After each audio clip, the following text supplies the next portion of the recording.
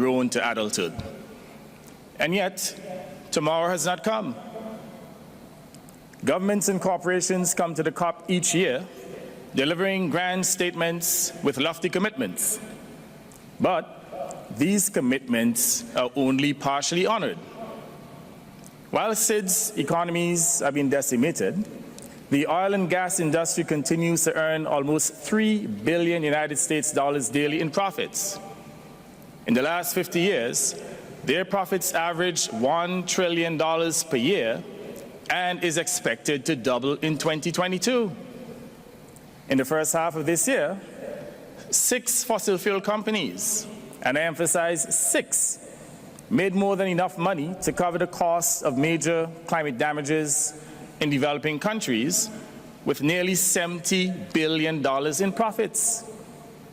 It is about time that these companies are made to pay a global carbon tax on their profits as a source of funding for loss and damage.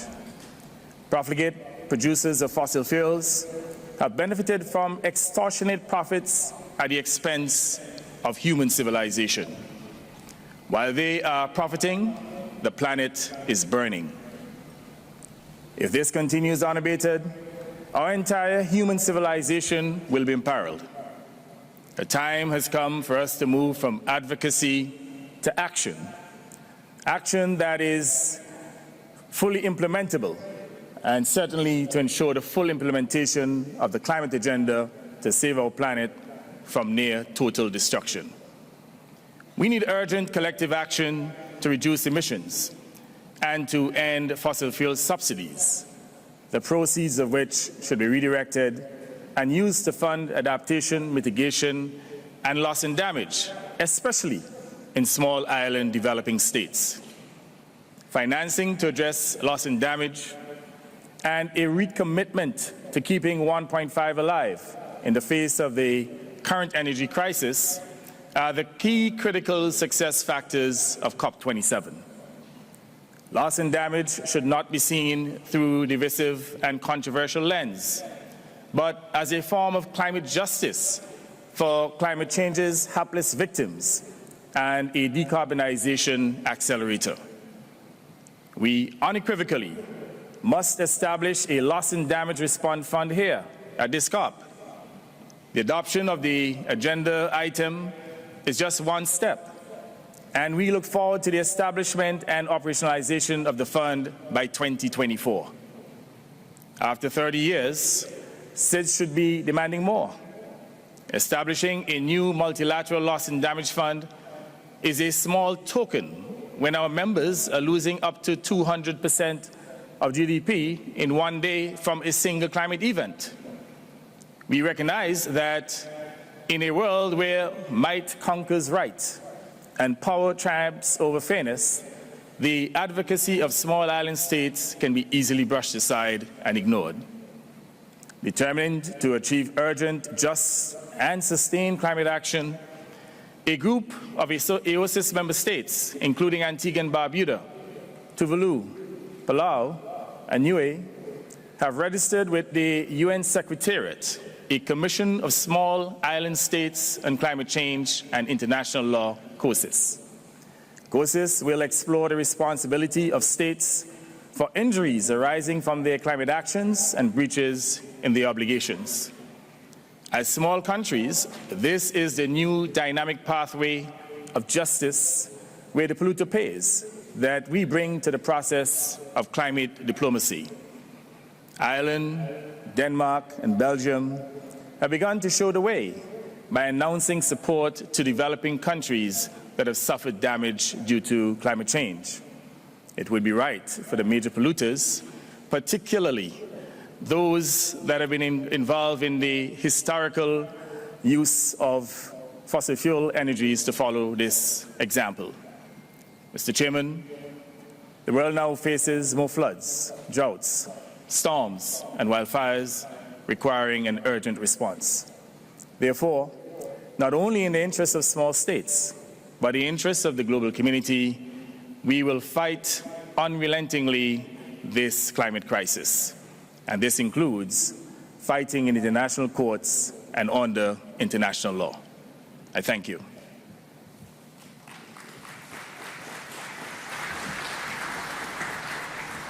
Thank you, Your Excellency, for your statement. It's my pleasure to welcome His Excellency Mr. Macky Sall, President of Senegal. So, Excellency, you have the floor.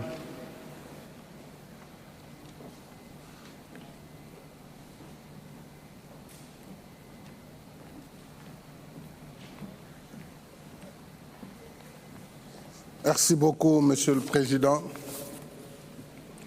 Monsieur le Président, chers collègues, Monsieur le Secrétaire général des Nations Unies, Monsieur le Président de la 27e conférence des États parties, de la conférence de la Convention cadre des Nations Unies sur les changements climatiques, Mesdames et Messieurs, au nom de l'Afrique, encore une fois, je voudrais remercier l'Égypte pour l'accueil de cette COP qui remet au cœur de l'agenda mondial la question vitale du changement climatique. L'année dernière, nous avons adopté le pacte de Glasgow sur le climat, un compromis après plusieurs années de négociations ardues qui prévoit les mesures à prendre pour renforcer la protection du climat, conformément à l'accord de Paris sur le climat.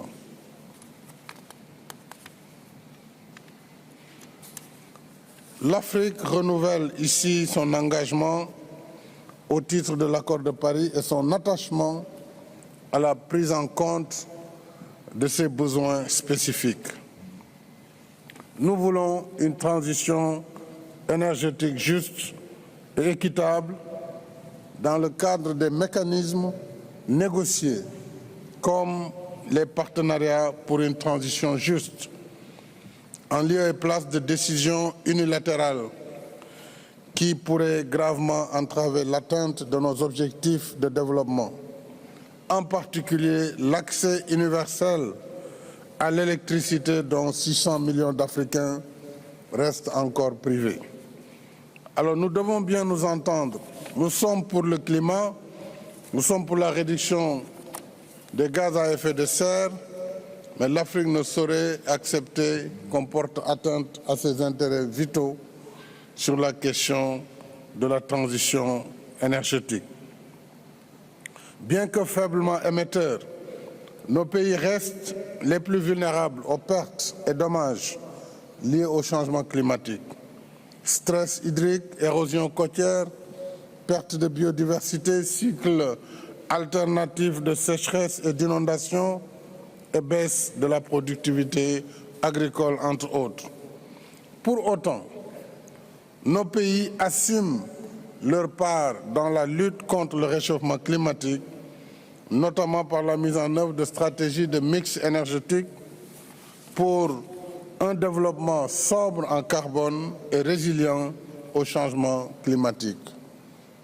C'est pourquoi il importe que la COP27 prenne une décision ambitieuse sur le financement de ce volet essentiel des négociations.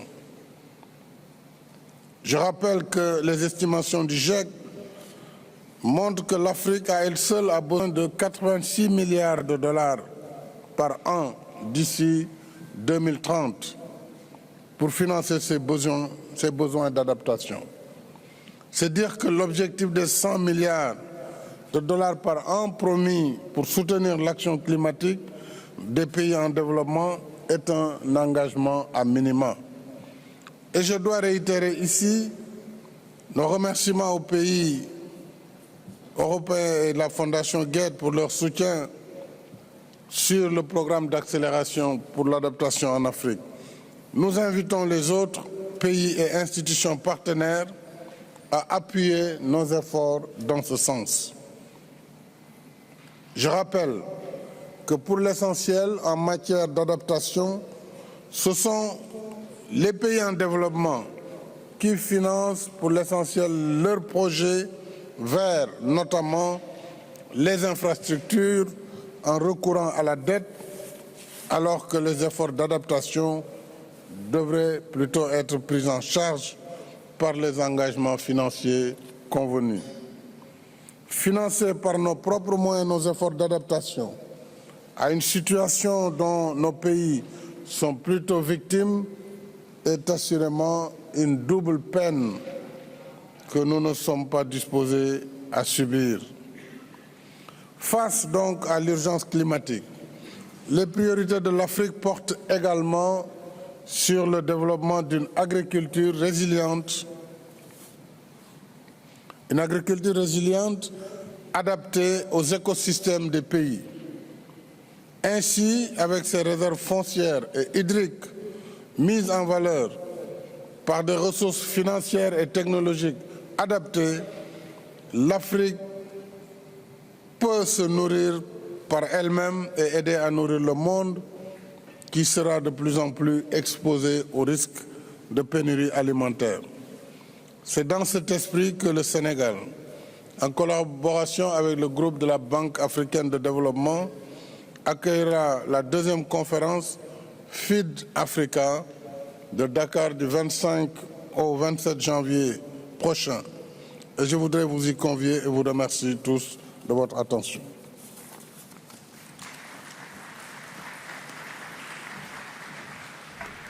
Thank you, Your Excellency, for your statement.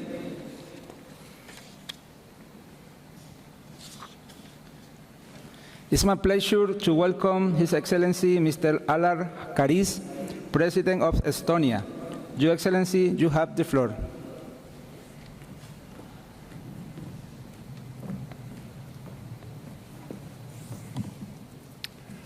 Excellencies, ladies and gentlemen, the fact that the tipping points and planetary boundaries are nearer than we previously thought means only one thing. We shall not delay or dilute the Glasgow and Paris agreements. The Glasgow Climate Pact is truly ambitious for its critical decade, although we need to go even further and close the book on phasing down unabated coal. COP27, under the Egyptian leadership, hopes to take a step forward on adaptation and implementation. The Glasgow Pact provides a good framework for this too. After all, to save human lives, both adaptation and mitigation are required. The present fossil fuel energy crisis only speeds up a decisive push towards climate neutrality through renewable energy. Russian war in Ukraine has inflicted horrible human suffering in Europe and endangered energy and food security globally. In spite of short-term adjustment, the EU remains committed to ambitious 2030 goals. The era of fossil fuels will give way to the new era of sustainability, circular economy and clean solutions for a simple reason, that the solution will save the most money and make greatest improvement to our lives' quality. For us in Estonia, this transition makes perfect sense. Having been totally dependent on our local fossil fuels, we are now on track to produce 100% of our electricity from renewables by 2030. But this is not all. We learned during our previous great societal transformation, the building of our digital society, that being smart can multiply the positive impacts of transformation. So let us do things we need to do, such as phase out fossil fuels and also be smart. Let us make sustainability a core principle of education. Let us design regulations that drive green innovation. Let us build digital societies and use smart technologies in a way that support net zero efforts, tackling also digital waste.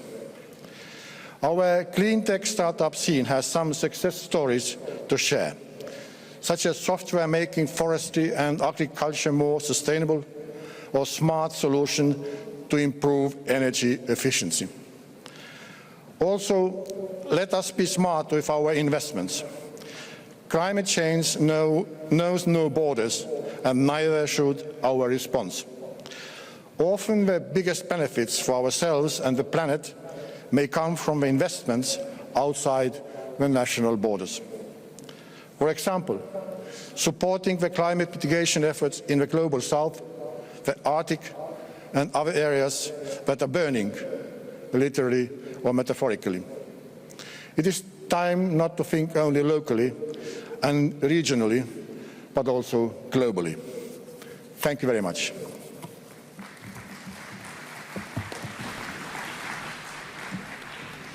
Thank you, Your Excellency, for your statement. It's my pleasure to welcome His Excellency Mr. Andrzej Duda, President of Poland. Your Excellency, you have the floor.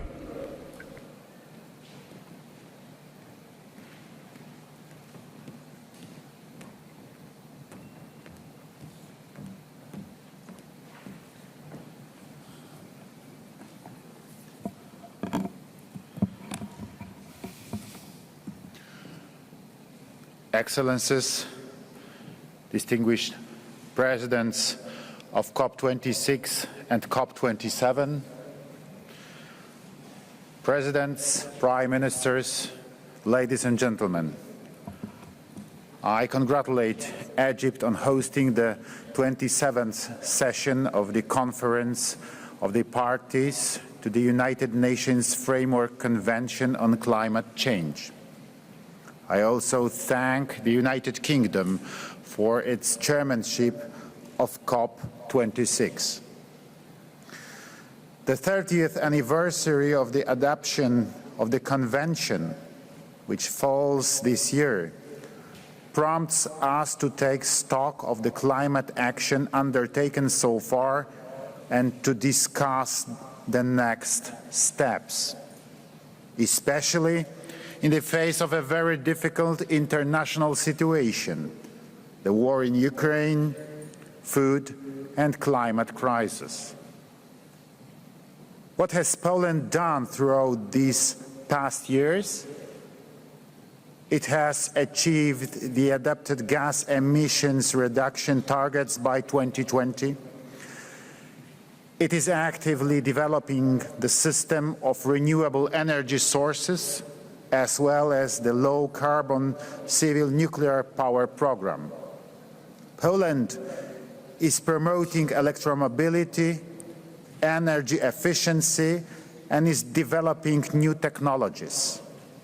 Our country is actively engaged in order to meet the goals set for us all.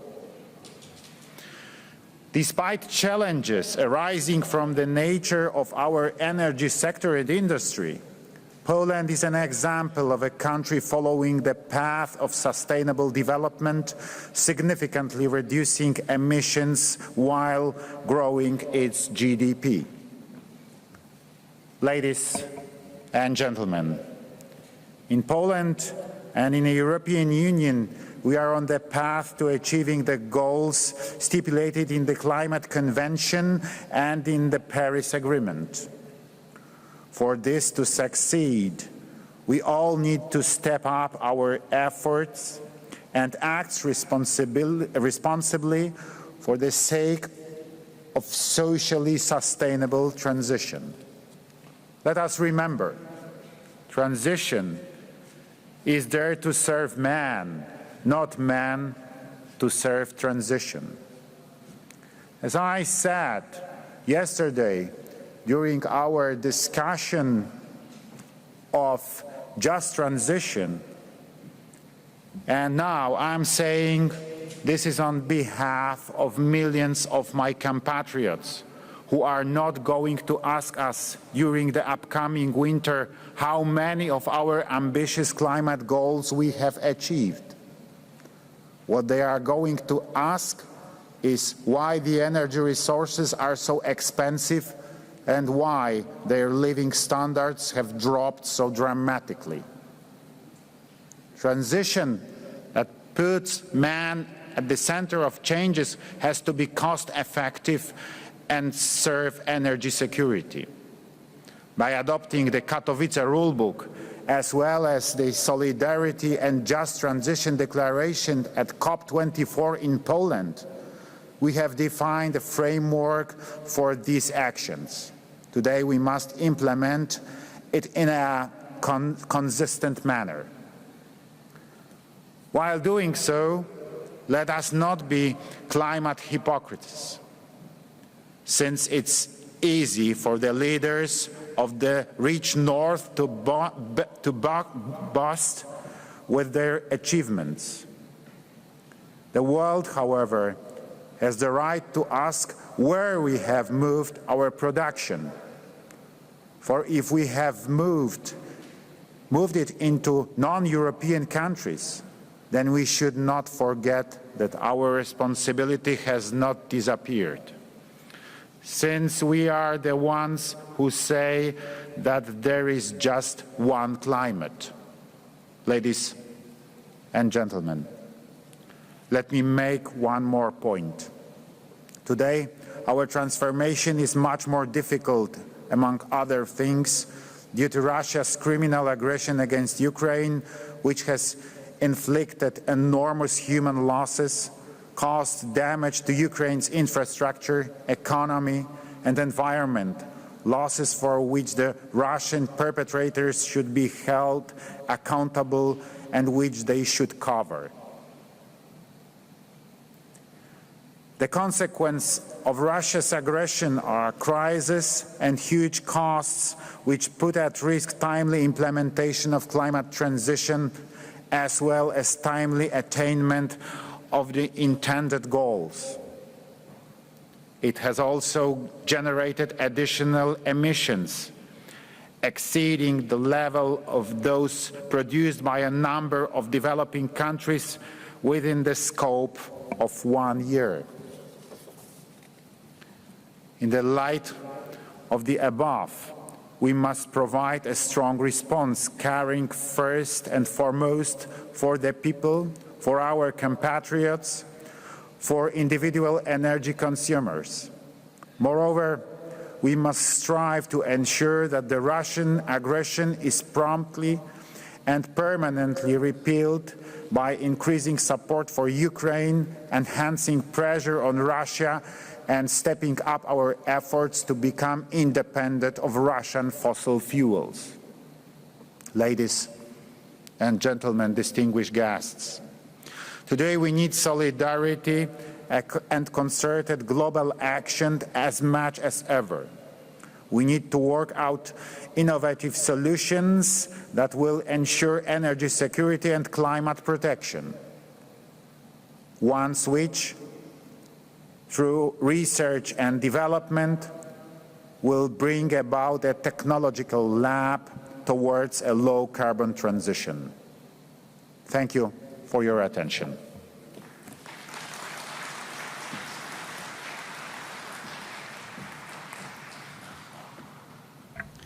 Thank you, Your Excellency, for your statement.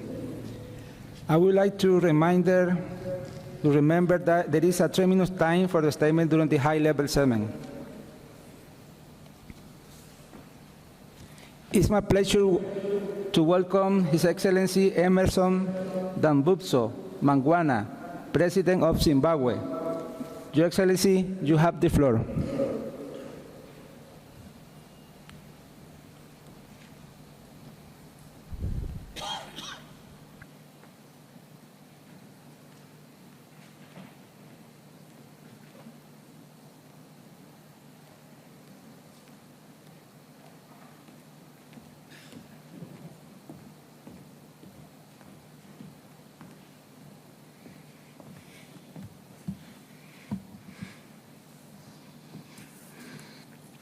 Your Excellency, President of the Arab Republic of Egypt, His Excellency Abdel Fattah el-Sisi, Excellencies, Heads of State and Government, Your Excellency Mr. Antonio Guterres, Secretary General of the United Nations, ladies and gentlemen, we meet at a time when the impact of climate change continues destroying people's lives and livelihoods in every part of the world.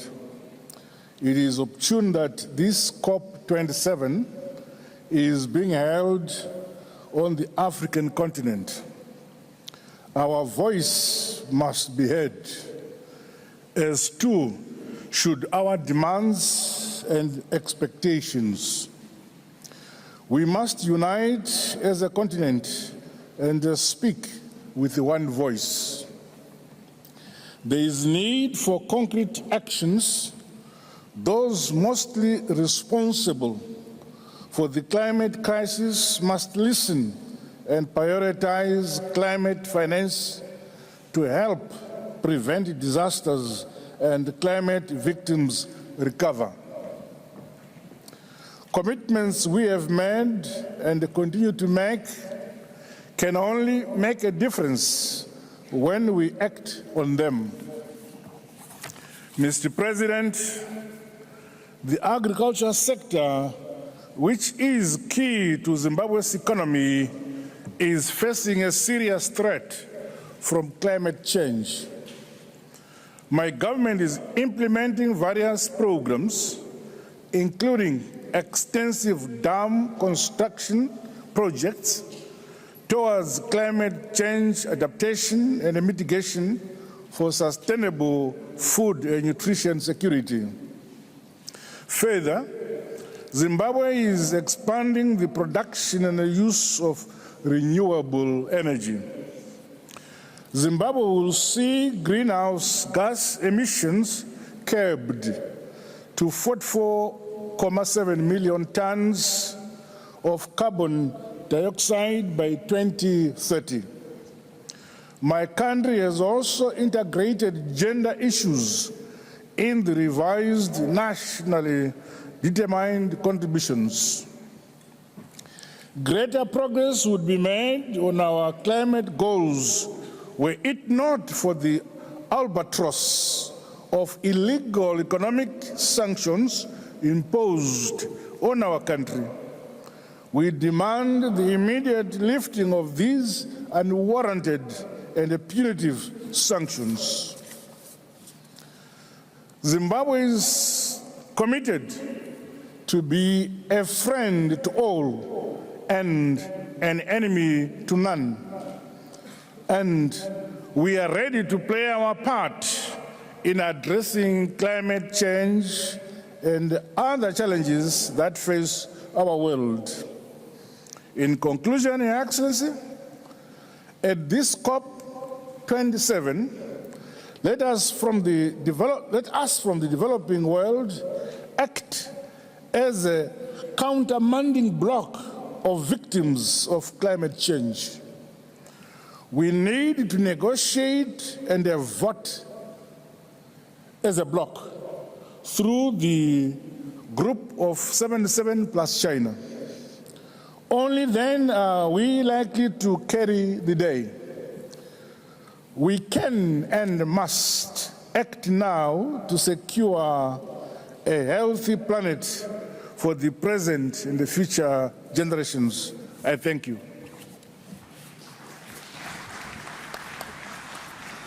Thank you, Excellency, for your statement. It is my pleasure to welcome His Excellency Mr. Mokgweetsi Eric Masisi, President of Botswana. Your Excellency, you have the floor.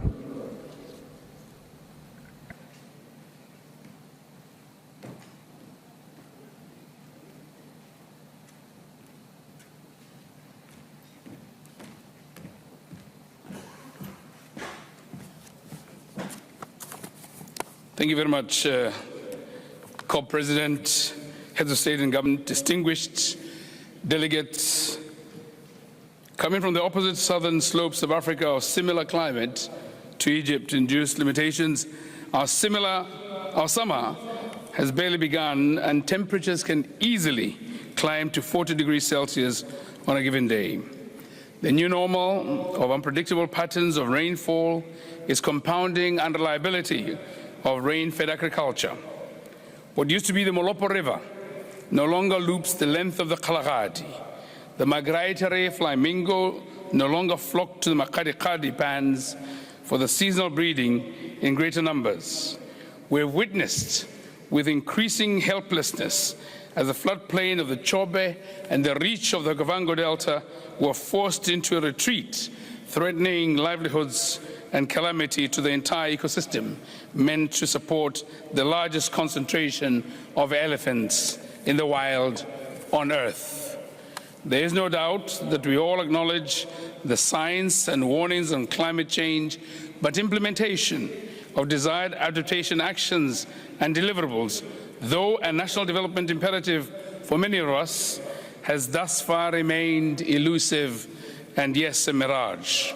At the recent 2022 National Adaptation Plans Expo we hosted in Gaborone, it became evident from the exchanges that the need to implement adaptation actions is increasingly becoming more urgent, not only for Botswana, but also for the rest of the vulnerable countries around the globe. Botswana has in place the climate change policy and its associated strategy and action plan. Adaptation measures within the agricultural sector includes the development of a drought-resistant crop varieties and livestock breeds more tolerable to the harsh climatic conditions. However, smart agricultural approaches and the deployment of associated technologies, including the integrated water master plan that transfers water from the north to the southern parts of the country for both drinking and for food production, come at a prohibitive cost. However, our commitment to the international community remains undiminished. Within the limitation of our financial resources, Botswana intends to do more, especially through our research institutions, to provide the necessary support, given our capability and experience in the development of animal disease vaccines and disease management through the Botswana Vaccine Institute. With additional support to our research institutions, we can provide the world with some of the cutting-edge adaptation solutions, especially on agriculture and health.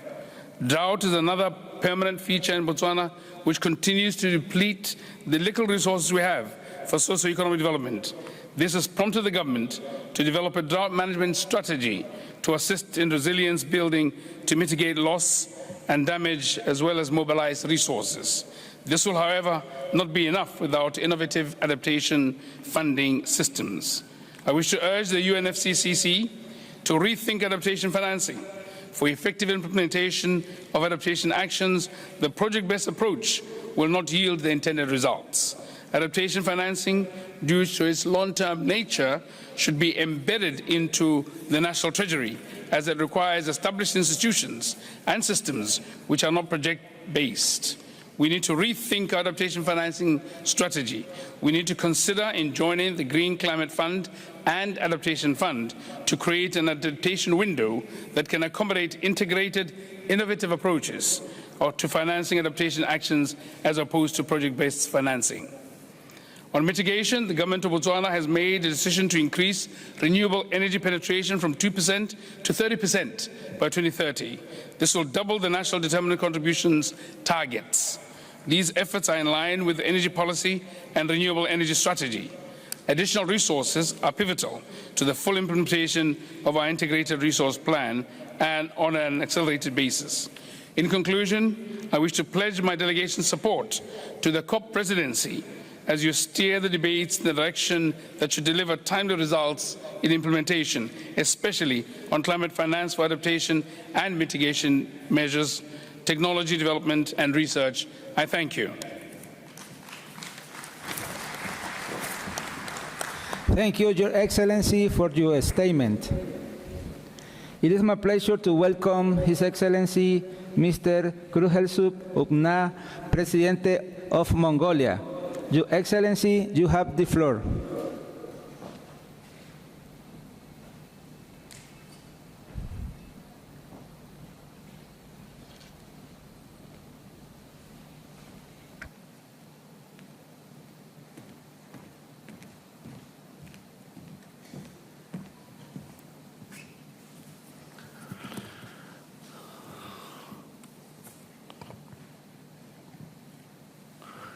Эрхэм хүндэт Арабын бүгд найрамдах Египт улсын ерөнхийлөгч Абдел Фаттах EL-SHEIKH, эрхэм хүндэт нэгдсэн үндэсний байгууллагын ерөнхий нэрийн бичгийн дарга Антони Гутерриш, эрхэм хүндэт зочид төлөөлөгчдөө, хатагтай ноёдоо, уур амьсгалын өөрчлөлтийн тухай нэгдсэн үндэсний байгууллагын Суур конвенцийн талуудын 27 дугаар баг хурлыг амжилттай зохион байгуулж байгаа Арабын бүгд найрамдах Египт улсын засгийн газарт гүн талархал илэрхийлж, дээд түвшний уулзалт болон багруулгын үйл ажиллагаанд өндөр амжилт хүсэж байна.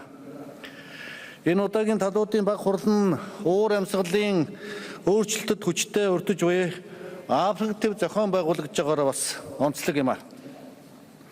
Дэлхийн нийтийг хамарсан хүнс, эрчим хүчний хомсдол, үнийн өсөлт, геополитикийн хорцнууд байдал зэрэг хүндрэл бэрхшээлтэй асуудал олон байгаа хэдий ч дэлхийн улс орнууд тогтвортой хөгжлийн зорилттой хангах, хэрэгжүүлэх, түүн дотор уур амьсгалын өөрчлөлтийн эсрэг тэмцэх хүчин чармаалтаа хэрхэвч сулуулж болохгүй бөгөөд харин ч улам идэвхтэй ажиллах явдал чухал байна. Хөрс, хүнс, хүн гурав хүн холбоотой. Хөрс эрүүл бол хүнс эрүүл. Хүнс эрүүл бол хүн эрүүл байна. Тийм учраас уур амьсгалын өөрчлөлтийн эсрэг тэмцэх үйл хэрэг бол хөрсөө хамгаалах, хүнээ хамгаалах, хүнсээ хамгаалах хүн төрлөختний суур асуудал юм юм. Нэгдсэн үндэсний байгууллагын 2021 оны судалгаагаар дэлхийн хүн амын 30 орчим хувь буюу 2.3 тэрбум хүн хүнсний аюулгүй байдлын эрсдэлд ороод байгаа бөгөөд 828 сая хүн өлсгөлөнд нэрвэгдээд байна гэсэн судалгаа гарсан байна. Ийм учраас улс орон бүр хүнсний хангамж, аюулгүй байдлын асуудал, уур амьсгалын өөрчлөлтийн асуудлыг тогтвортой хөгжлийн зорилтын хүрээнд цогцоор авч үзэх зайлшгүй шаардлагатай гэж үзэж байна. Монгол улс тогтвортой хөгжлийн зорилтуудыг хангах үүднээс хүнсний хангамж, аюулгүй байдал, эрүүл Монгол хүн, тэрүүн мод үндэсний хөдөлгөөнийг эх орондоо санаачлан зохион байгуулж байна.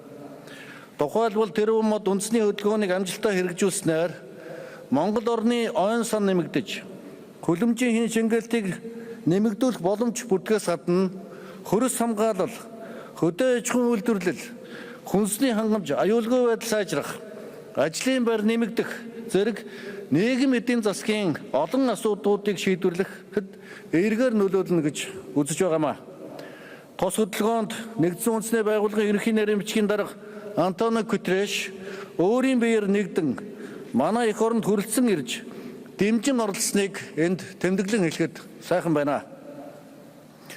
Мөн тэрүүн мод үндэсний хөдөлгөөнийг дэмжин бидэнтэй хамт ажиллаж байгаа дэлхийн улс орнууд, хөгжлийн түншүүд, олон улсын байгууллагуудад гүн талархал илэрхийлэхийн зэрэгцээ Монгол улс Европын холбооны ойн түншлэл хөтөлбөрийн хүрээнд хамтран ажиллах Аз твийн анхны улс болж байгааг бас дуулахад сайхан байна.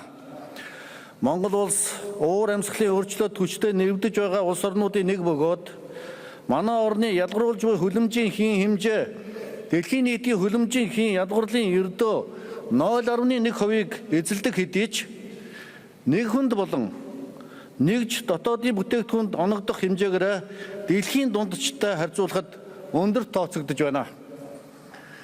Тийм учраас Монгол улс уур амьсгалын өөрчлөлтийн эсрэг дэлхийн нийтийн хүчин чармаалтыг тууштай дэмжиж өөрийн зохих хувь нэмрээ оруулсаар ирсэн.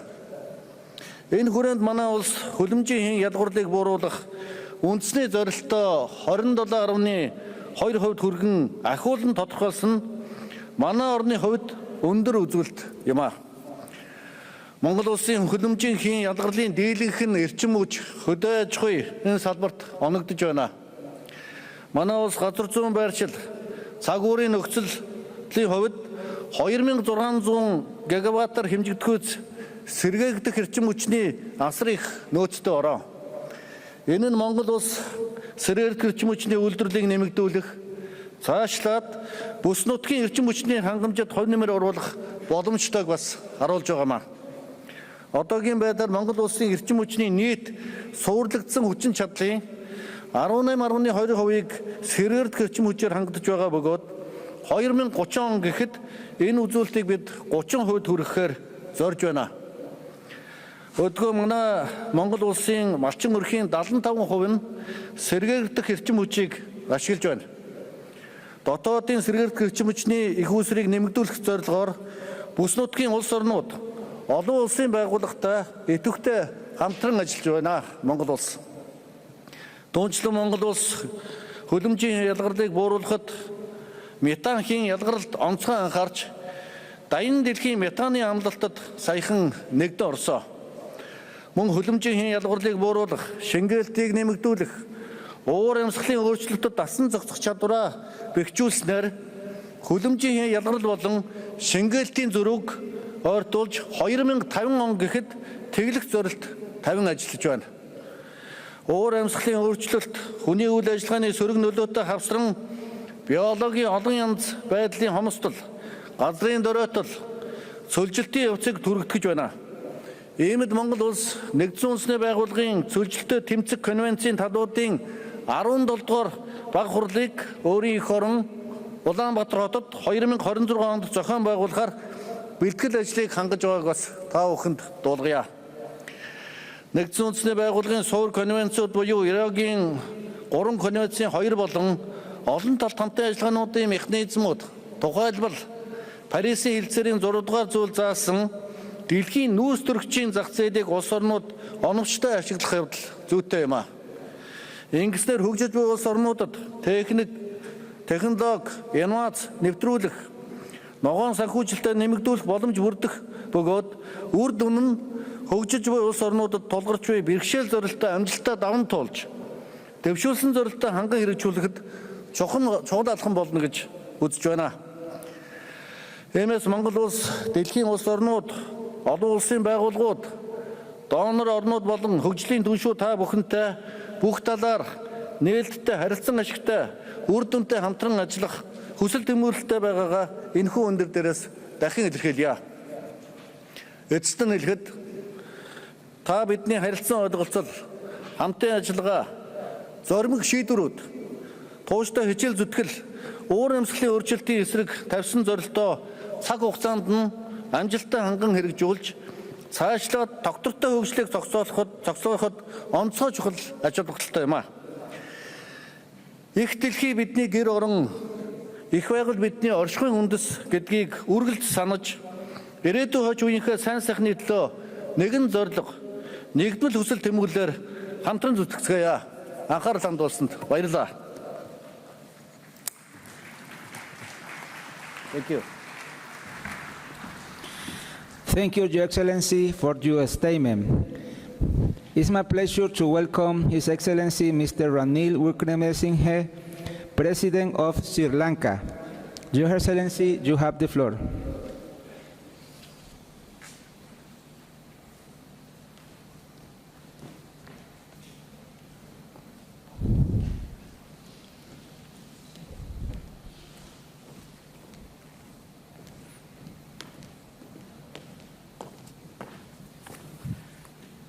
The Chairperson, Excellencies, Delegates, the salubrious environment of the green city of Sharm el-Sheikh will undoubtedly inspire our discussions at COP27 to a successful conclusion.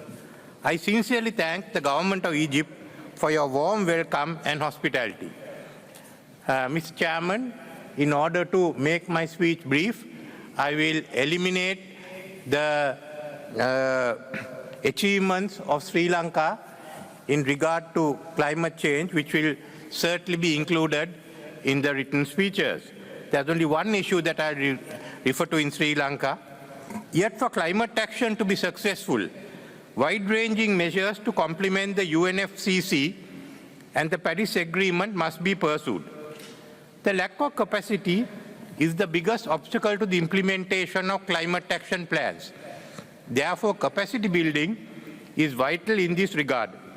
To overcome this obstacle, we propose to establish an international climate change university in Sri Lanka with an ancillary institute in Maldives that will be the first of its type. This seat of learning can be a transdisciplinary global center for green and blue studies, for scientists, environmentalists, researchers, policymakers, development practitioners, and of course, students the world over to interchange knowledge transcending national and disciplinary boundaries. The envisaged Climate Change University will offer both short-term courses and postgraduate academic awards to build capabilities on the mitigating and adapting to climate change. The university will also expedite the skills of the new generations to deliver the political, economic, social, cultural, and digital transformation required to prevent a 1.5 centigrade world. It would be the vehicle to enlighten climate change challenges and prospects domestically. The collaboration of multilateral institutions and organizations such as the Commonwealth, World Bank, and the ADB, amongst others, will be sought for the establishment of the Institute of Higher Learning, making it a multi-stakeholder partnership transcending national boundaries. It's my hope that Sri Lanka's proposal will receive extensive support and endorsement from the international community. Since the prescription for addressing climate change have to be dispensed in the global domain, we will meet again next year, charged with high hopes. However, the checkered implementation of previous decisions, including those of COP26, is extremely disheartening. Regrettably, the ground reality is that the fossil fuel-based industrialized countries of G7 and G20, who have been the main promoters of green hydrogen, are now backtracking to use fossil fuel. In the last year, carbon dioxide emissions increased by 2 billion metric tons, from 3.3 billion to 36.3 billion metric tons. Such double standards are unacceptable. Developed nations should be giving leadership to overcome climate challenges rather than abdicating their responsibilities. It is no secret that climate financing has missed the target. It's ironic that the $100 billion pledged annually have not been available in the coffers to finance climate challenges, as many developed nations deem it fit to renege on their climate financing contributions. These countries, who are also on both sides of the Ukraine war, seem to have no qualms spending for a war which will finally exceed $350 billion, a conflict waged purportedly for security interests of the combatants. The only security at stake is food insecurity, exacerbated to levels not experienced before the war. Many living both in the developed and the developing world are outside the scope of three meals a day. It is estimated that between 30 to 40 million people are being driven into hunger, especially in Africa. This war has also resulted in the upward spiraling cost of living, shortages of oil and gas supplies, and it has brought the fight against hunger to our homes. Expectedly, it has led to the curtailing of much required climate financing pledged by these very same countries. The issue we have is not of finding the party responsible for the war, but the party that will end the war. Why do we need this funding? It is known fact that the practice of colonialism transferred the rich resources of Asia and Africa to Europe and were used to industrialize their countries. We became poor from this plunder. This unbridled industrialization of the developed economies is also the root cause of climate change, the consequence of which we, the poor countries, are forced to suffer. Our problems are augmented due to the absence of adequate funding. Therefore, those in South are facing a double jeopardy, struggling to develop economically while fighting to protect the living standards of our population. It is therefore imperative that the developed countries deliver on their pledges in Glasgow by doubling their funding. Adding insult to injury, damages caused by extreme weather conditions are increasing and their impact exceedingly costly. Developing countries who are the worst affected by the rise in emission from industrial world need to be compensated for loss and damage. Considering the failure of the developed world in bringing about the much-discussed relief, it is proposed that before we get to Dubai for COP28, like-minded nations should meet at ministerial level to discuss the way forward on all aspects of climate financing. This should be followed with the meeting of the heads of government of these countries on the margins of COP28 to display a collective frame of mind to stave off calamity. In conclusion, let me recall the UN Secretary General's recent word that the choice is between collective action or collective suicide. The vacuum created due to inaction now requires the global display of sustained political will by dynamic action and constructive cooperation on the part of like-minded countries to prevent this catastrophe. Let us traverse this path urgently. Thank you.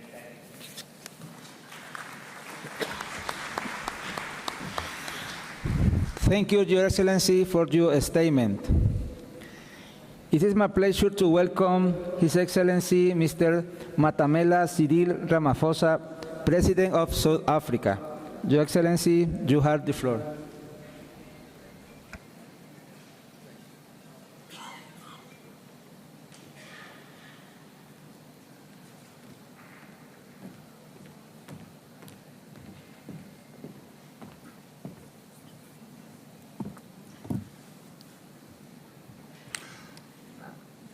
Chairperson, Your Excellencies, heads of state and government, we are gathered here for COP27 on an African continent that is experiencing the worsening effects of climate change. For the sake of our continent and the world, we need a dramatic increase in global mitigation, an ambition to keep the world on the 1.5-degree pathway. Like other vulnerable regions, Africa needs to build adaptive capacity, foster resilience, and address loss and damage, as we agreed at Paris COP21. Chairperson, in order to achieve this, our continent will need a predictable, appropriate, and at-scale funding stream and technological support. This must support our right to development, international equity and transmissions that are just and inclusive. This then places a great deal of responsibility on developed economies to honor their commitments to those countries with the greatest need and countries that confront the greatest environmental, social, and economic effects of climate change. The commitments that were made must be honored, because failing to honor these commitments breaks trust and confidence in the process. At present, we also have another challenge in relation to funding institutions. Funding institutions need to transform and change the way in which they fund projects that will enable us to develop with regard to climate change. Multilateral development banks, as well as other funding institutions, need to transform. At present, multilateral support is out of reach of the majority of the world's population due to lending policies that are risk-averse and carry onerous costs as well as conditionalities. We need a clear roadmap to deliver on the Glasgow decision to double adaptation financing by 2025. Our emphasis must be on the health, well-being, and food and water security of the most vulnerable people in the world. At a national level, South Africa is fully committed to achieving the most ambitious end of the mitigation range in our updated nationally determined contribution. As a country, we are guided by a just transition framework and an investment plan that outlines the enormous scale and nature of investments that are needed to achieve our decarbonization goals over the next 5 years. We are already scaling up investment in renewable energy and are on a course to retire a number of aging coal-fired power stations. At COP26 in Glasgow last year, France, Germany, the United Kingdom, the United States, and the European Union offered support in the form of a just energy transition partnership to South Africa. It is our hope that this partnership will offer a groundbreaking approach to funding by developed economy countries for the ambitious but necessary mitigation and adaptation goals of a number of developing countries.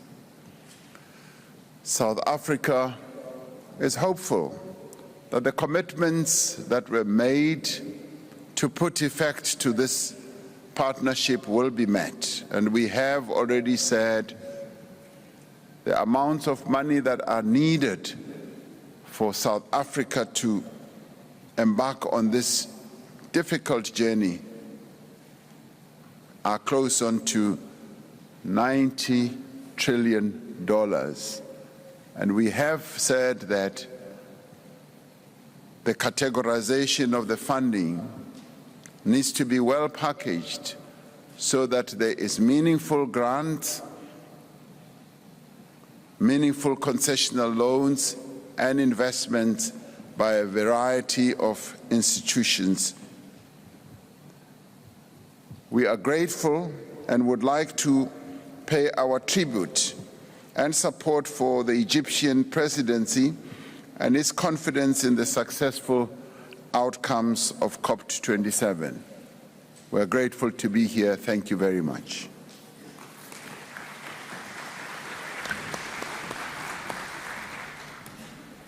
Thank you, Your Excellency, for your statement. It's my pleasure to welcome His Excellency Mr. Evariste Ndayishimiye, President of Burundi. Your Excellency, you have the floor.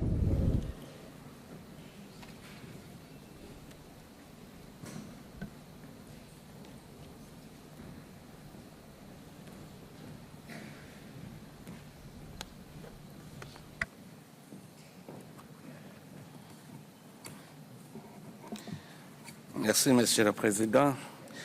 Excellences, Monsieur le Président de la COP27, Excellences, Mesdames, Messieurs les chefs d'État et de gouvernement, Mesdames, Messieurs, tout protocole observé, j'aimerais d'abord remercier Dieu le Tout-Puissant qui nous a conduits en bonne santé ici à Sharm el-Sheikh pour prendre part à la 27e conférence des partis COP27. Au nom du gouvernement du Burundi et du peuple burundais et en mon nom propre. J'aimerais remercier le gouvernement, j'aimerais remercier le président de la République arabe d'Égypte, mon frère Abdel Fattah al-Sisi, le gouvernement et le peuple égyptien, plus particulièrement la population de cette belle ville de Sharm el-Sheikh pour l'accueil très chaleureux qui m'a été réservé, ainsi que toute ma délégation. Excellences, Mesdames, Messieurs, le financement pour la mise en œuvre de la contribution déterminée nationale au Burundi sont largement insuffisants pour financer les changements souhaités. Ils sont morcelés et déployés en silo par une multitude d'agences internationales sans réel effet sur le long terme pour les communautés et la résilience du Burundi face au changement climatique. Ce qui compte aujourd'hui pour le Burundi, c'est de relever le défi de rétablir son niveau de couvert forestier et lutter contre la dégradation permanente de ces forêts, tout en répondant aux besoins de sécurité alimentaire et aux aspirations légitimes de son développement agricole et industriel. Pour cela, il faut produire davantage de nourriture et de bois sur les terres existantes afin de réduire la demande de nouvelles terres qui ne sont tout simplement pas disponibles. Le Burundi souhaite donc stimuler l'investissement des solutions à grande échelle en investissant dans les modèles qui ont été testés et qui sont prêts à être produits pour avoir un véritable impact transformationnel. Ce n'est plus le moment de financer des projets pilotes, mais d'accélérer immédiatement le déploiement à grande échelle. C'est le cas de la région, le bassin de lac Kivu et du lac Tanganyika. Il y a d'énormes dividendes de développement à s'engager dans une production et une transformation des produits de base plus intensifs et absorbants de la main-d'œuvre. Bien entendu, cet objectif est d'autant plus important aujourd'hui compte tenu de l'intérêt croissant pour le lien entre stabilité, sécurité alimentaire, changement climatique et biodiversité suscité par les événements climatiques extrêmes, la guerre en Ukraine et les besoins croissants des marchés internationaux pour des produits certifiés sans déforestation. Parmi les solutions mises en avant sont les émissions d'obligations souveraines pour financer des portefeuilles de projets remplissant des critères prédéfinis au travers de prêts à long terme à faible taux d'intérêt et de paiements à performance de type paiement sur et pour services environnementaux. Le Burundi lance donc un appel aux agences des Nations Unies et aux institutions financières internationales afin de concevoir ce type de mécanismes financiers innovants tels que des obligations de performance forestière, FPB, adaptées au contexte régional et niveau de risque perçu par les marchés des capitaux. Ces mécanismes doivent combiner les mécanismes de marché des obligations vertes avec des garanties financières de grande envergure et des modèles de paiement basés sur les résultats qui s'inscrivent dans le cadre fixé par UNFCCC. Excellences, Mesdames, Messieurs, je ne saurais terminer mon propos sans réitérer nos remerciements à tous les organisateurs de la COP27 et du pays hôte, ainsi que tous les partenaires qui ont contribué pour la réussite de cette conférence qui se tient sur le sol africain. Que Dieu vous bénisse. Merci pour votre aimable attention.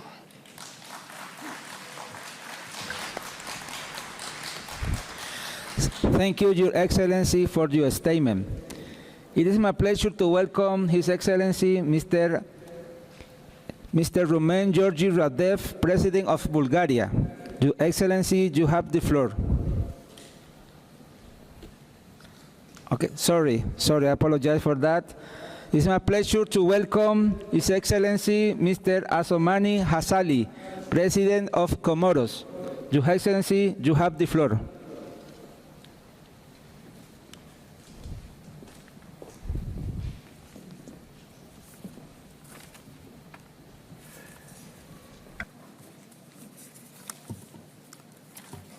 Excellences, Monsieur Abdel Fattah al-Sisi, Président de la République arabe d'Égypte et chers frères, Monsieur le Secrétaire général des Nations Unies, Majesté, Excellence, Altesse, Excellences, Messieurs les chefs d'État et de gouvernement, Mesdames et Messieurs, honorables assistance, Assalamu alaikum wa rahmatullahi wa barakatuh. C'est un réel plaisir pour moi et ma délégation de prendre part à cette importante rencontre que constitue la COP27 dans cette belle, magnifique station balnéaire de Sharm el-Sheikh. Je voudrais tout d'abord renouveler nos sincères remerciements à mon frère, Son Excellence Abdel Fattah al-Sisi, Président de la République arabe d'Égypte, pour l'accueil fraternel et chaleureux ainsi que l'hospitalité qui nous sont réservées à chaque fois que nous foulons le sol de ce grand et beau pays frère. J'adresse également nos remerciements les plus sincères au secrétaire général de la Convention cadre des Nations Unies sur les changements climatiques pour la bonne organisation logistique de cette conférence. Honorable assistance, Mesdames et Messieurs, permettez-moi, en l'entame de mon propos, de citer feu le président de la République française, Jacques Chirac, paix à son âme, qui disait « Notre maison brûle et nous regardons ailleurs ». C'était en septembre 2002, à l'occasion du sommet de la Terre à Johannesburg, en République d'Afrique du Sud. 20 ans après, ce cri d'alarme garde toujours toute sa pertinence. En effet, la COP27 de cette année se déroule dans un contexte de crise mondiale notoire qui demande naturellement une détermination et un engagement collectif encore plus fort pour pouvoir y faire face. Les effets entraînés par la crise sanitaire liée à la pandémie de 2019 et la guerre en Ukraine ont fait grimper les prix des denrées de première nécessité, à savoir les denrées alimentaires, l'énergie à des niveaux sans précédent, susceptibles d'entraîner une crise alimentaire internationale.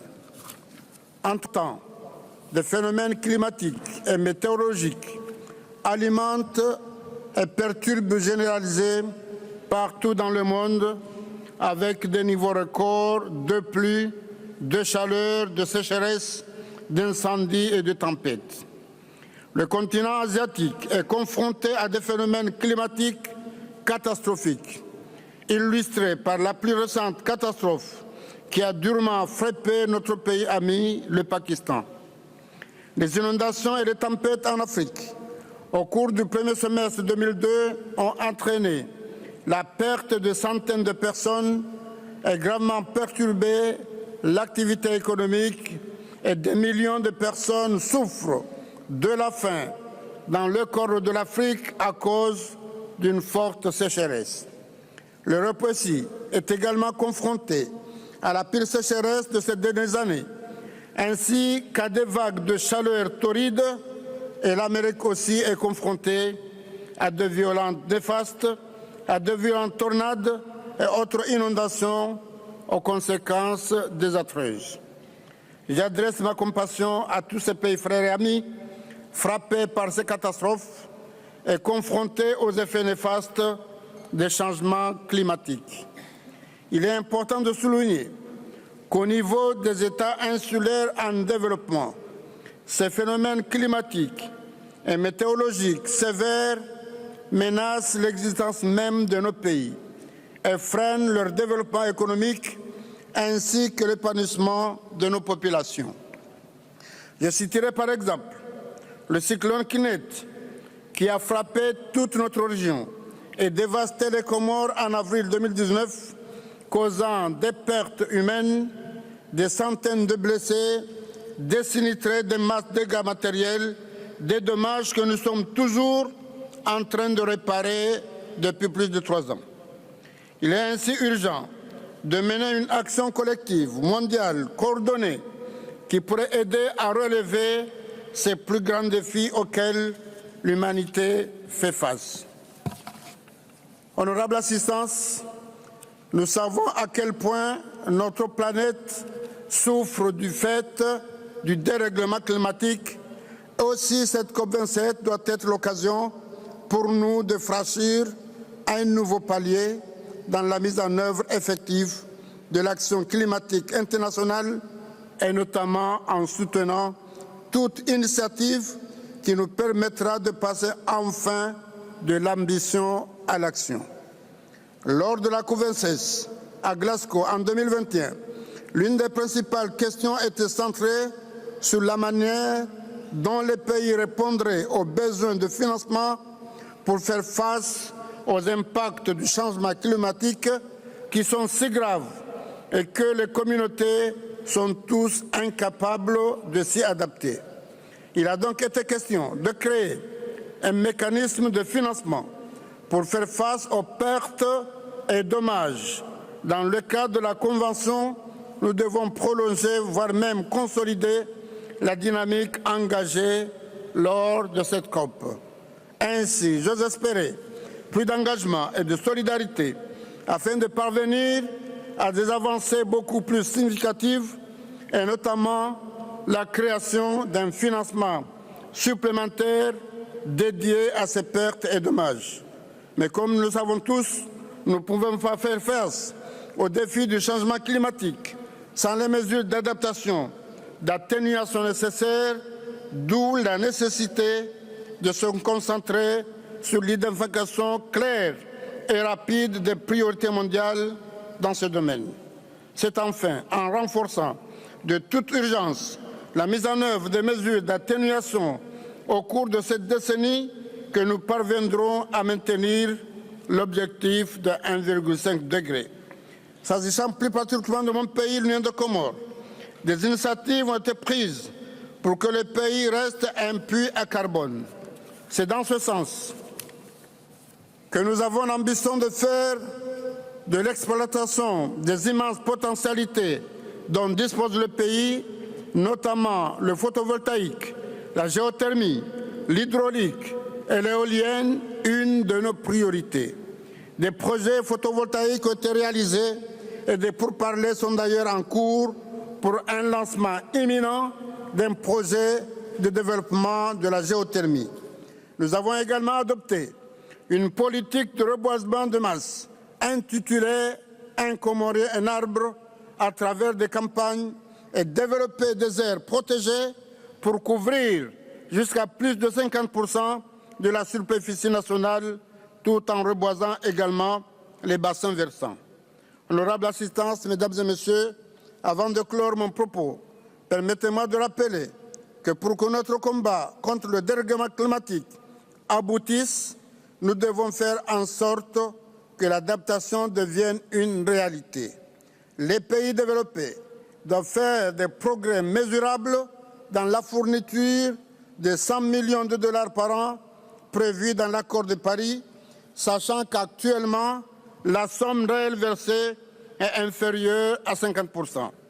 Dans ce contexte, mon pays souhaite appuyer les revendications légitimes du groupe africain et des pays insulaires en développement en faveur du doublement du financement de l'adaptation d'ici 2025. Nous devons enfin garder à l'esprit que le renforcement des capacités continue d'être un pilier important de la mise en œuvre de l'accord de Paris et je souhaite une très bonne réussite à notre pays frère, les Émirats arabes unis, pour l'organisation de la COP28 et je vous remercie.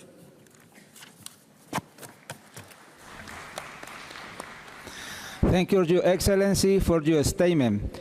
It is my pleasure to welcome His Excellency Mr. Rumen Georgiev Radev, President of Bulgaria. Your Excellency, you have the floor.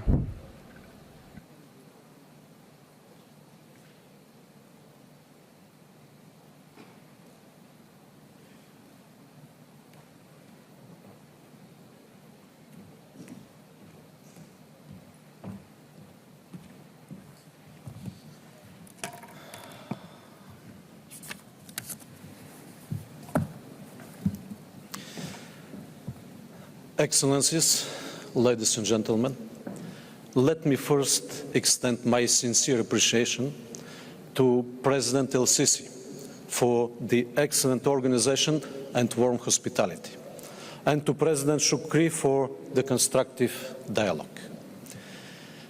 COP27 is taking place in dramatic times, marked by deteriorated security environment and increased geopolitical challenges induced by the war in Ukraine, severe energy, economic and social crisis.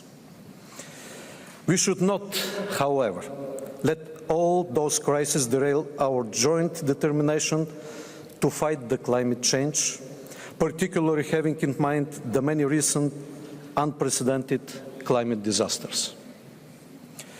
The most reliable scientific sources clearly show that the climate-resilient development is put at risk under the current global warming levels. We must unite our efforts and use the time we still have to avert the worst effects on the climate change. Climate change is a global threat and can only be addressed by a global response. Bulgaria is strongly committed to the goals of the Paris Agreement. My country will jointly deliver, together with the other EU member states, the goal of climate neutrality by 2050. Bulgaria's greenhouse gas emissions in 2020 decreased by 57% compared to the base year. We overachieved our national target on the share of energy from renewable sources in the gross final energy consumption by 7%, with a share of 23% in 2020. Diversification of energy supply is crucial, and my country has already increased its efforts to ensure better interconnectivity with neighboring states.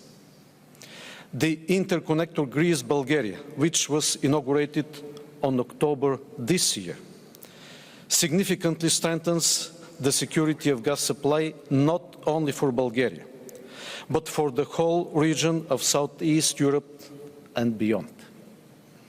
Ensuring just transition involves enhanced technologies and systemic innovation across all sectors. Bulgaria will further develop and rely on renewable energy, green hydrogen solutions, and energy saving and energy storing technologies. Scaling up global mitigation ambition is not enough. The mitigation work program is an instrument to address both the ambition and the implementation gap through increased action by all stakeholders, revision and transition to economy-wide targets. We need to broaden and strengthen the adaptation agenda, and the Glasgow Sharm el-Sheikh work program on the global goal on adaptation will allow us to do so. The transition towards a resource-efficient, green and low-carbon economy requires significant interaction between policies, investments, science and public sector. General transformation is only possible with the involvement of the private and financial sectors, and is expected to provide an important opportunity for sustainable development. And finally, given our commitment to advancing the climate agenda in our region and beyond, Bulgaria has already indicated willingness to host COP29. We will reach out our partners to shape a motivated proposal with this regard. Thank you for your attention. Thank you, Your Excellency, for your statement. It's my pleasure to welcome His Excellency Mohamed Menfi, President of Libya. Your Excellency, you have the floor.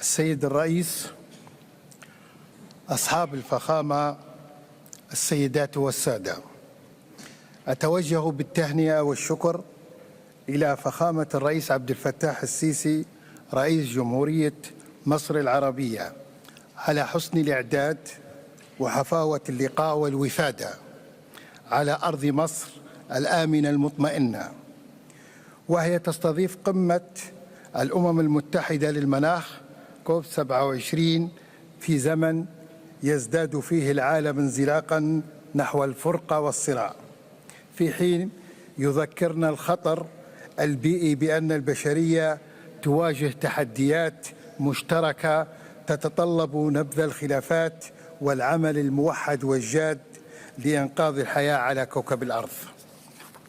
السيدات والسادة، إن بلدي ليبيا على رغم مما تمر به من أزمة سياسية تتطلب التركيز جهودنا داخليا والعمل محليا، إلا أننا لا نملك إلا أن نكون جزءا من هذا العالم، وإن المجلس الرئاسي الليبي إذ يطلع بالتزاماته الدولية اتجاه البيئة والمناخ والهجرة والاقتصاد والأمن والسلام، فإنه يرسل رسالة إلى العالم على شكل الدولة التي نطمح إلى بنائها، دولة مدنية منفتحة على العالم تلتزم بالبرامج والمعاهدات الدولية، وعلى رأسها معاهدات وبرامج البيئة والمناخ التي حرص المجلس الرئاسي الليبي على المشاركة فيها على مدى العامين الماضيين.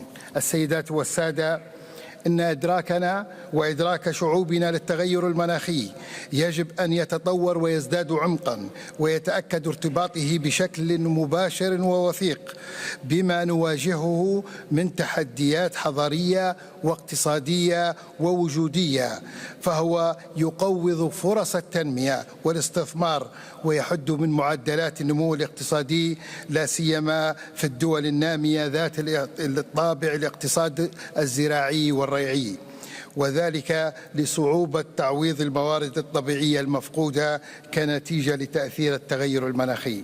الحضور الكريم، ربما على خلاف ما يعتقده الكثيرون، فإن ليبيا هي من أكثر الدول حساسية للتغيرات المناخية، حيث بدأ شح مياه الأمطار وتراجع الموارد المائية في السنوات الأخيرة ينذر بموجات جفاف وملوحة التربة وانخفاض خصوبتها بفقدان التربة السطحية وتبخر المسطحات المائية الناتجة عن الأمطار الموسمية بوتيرة غير مسبوقة، كل ذلك بفعل ارتفاعات درجات الحرارة وزحف الرمال والتصحر، فضلا عن انحصار الغطاء النباتي، الأمر الذي يؤثر على النشاط الرعوي وإنتاج الغذاء كما وكيفا. كما أن ليبيا هي من أكثر دول العالم المهددة في ارتفاع منسوب مياه البحر، حيث تملك أكبر ساحل في بلد أفريقي على حوض البحر المتوسط، والذي يمتد بأكثر من 1770 كيلومتر، ويمثل هذا الشريط الساحلي موطنا لأكثر من 95% من السكان.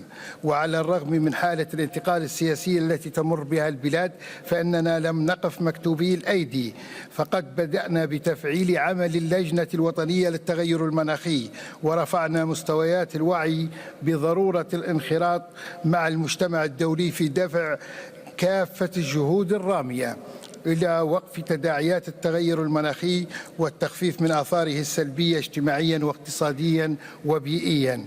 كما شاركنا في أعمال مؤتمر الأطراف 26 في مدينة جلاسكو الاسكتلندية لدفع العملية التفاوضية تجاه تقليل معدل زيادة درجة حرارة الكوكب إلى ما دون 1.5 درجة مئوية. هذا وقد كانت ليبيا من بين الدول التي صادقت على اتفاقية باريس للمناخ المبرمة عام 2015. السيدات والسادة الأكارم، إن طموحنا هو أن تكتسب ليبيا وجها حضاري الذي تستحق وتستعيد دورها الفاعل في محيطها الإقليمي والدولي، ملتزمة بتعهداتها ماضية قدما في تحقيق الأهداف العالمية للتنمية المستدامة التي تضمن الحياة الكريمة للأجيال القادمة وتحافظ على البيئة ومواردها الناضبة. وفقنا الله إلى بلوغ ما نطمح إليه، والسلام عليكم ورحمة الله وبركاته.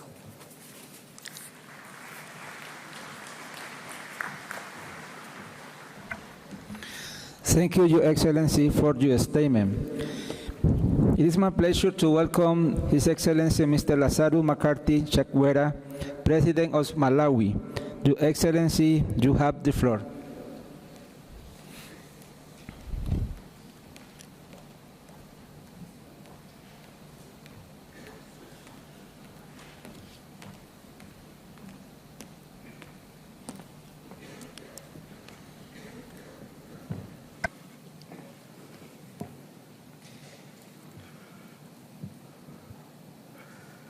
Your Excellency, Dr. Sameh Shukri, President of COP27, Excellencies, distinguished ladies and gentlemen,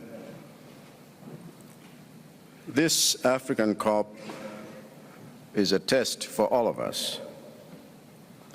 It is a test of our mettle as leaders. It is a test of our ability to deliver climate justice for the most vulnerable nations. It is a test of our resolve to mobilize climate financing for mitigation, adaptation, and loss and damage. It is a test of our capacity to work together as a global community that is sailing into the same storm in the same boat. To pass this test of leadership, we need to go beyond the Berlin budgets of COP1, the Stockholm statements of COP2, the Kyoto protocols of COP3, and the calls and commitments we have all made between COP4 in Buenos Aires and COP26 in Glasgow. To pass this test of leadership, we need to act with courage, urgency, and solidarity. We must act with courage by doing what we said we would do. We must act with the same courage all of you have showed by showing up here in Sharm el-Sheikh. I believe I speak for all of you when I say that the temptation to abstain from COP this year was great, not only because it is discouraging to see how behind we are still on mitigation, adaptation, and financing. It was also tempting for each of you to abstain from this COP because of the great and unprecedented economic hardships your citizens are suffering in your own nation, hardships all of our nations are suffering, facing from the high global demand and low supply in jobs, fuel, fertilizer, and food. But you resisted this temptation and chose the path of courage, the courage to show up here because you know that it is folly to try to solve a problem on your own, that you can only be solved together.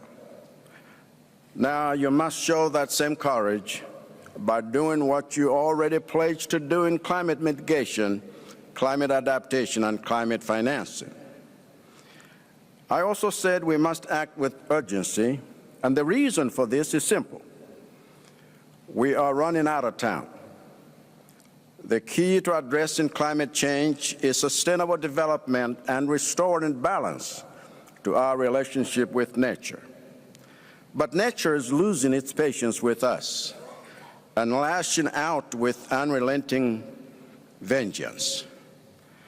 And as nature lashes out, our citizens are also losing their patience. We must act now, not later. We must act today, not tomorrow. And lastly, we must act with solidarity. That means remembering our common humanity in the measures we put in place. If we do not, we will not treat the suffering of other nations as a matter of agency. And to turn a blind eye to that suffering is to do harm to our own humanity. For what is to be human if not to identify with the plight of others simply because you too are human and know what it is to suffer? What is to be human if not to fight for each other so that everyone has a fair chance? A fair chance, the kind of fairness that is about equity and not equality. We are all equal in value before God, but our obligations, our capacities, our opportunities, and our offenses vary. And equity and fairness demand that none of us should set benchmarks for ourselves that we know are so low that they perpetuate a legacy of unfairness against others. In a fair system, the benchmarks for climate mitigation, adaptation, and financing for developed nations like the United States, United Kingdom, Australia, Norway, Japan, and Russia cannot be the same as the benchmarks for developing nations like Malawi, Mozambique, and Madagascar, just as the benchmarks for those low-income and low-productivity countries cannot be the same as the benchmarks for a high-income and high-productivity country like China. So as Malawi, we believe that the clear difference in capability and capacity between developed nations must be reflected in the level of responsibility they bear for climate mitigation, adaptation, and financing. And similarly, we believe that the clear difference in capability and capacity between developed nations must be reflected in the resources they access for mitigation, adaptation, and financing. That is fairness. That is justice. That is solidarity. And as we say in Malawi, that is Umuntu. I thank you for your attention.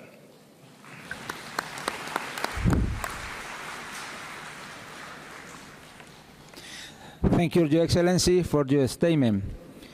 It is my pleasure to welcome His Excellency, Mr. Alexander Van Der Leyen, President of Austria. Your Excellency, you have the floor.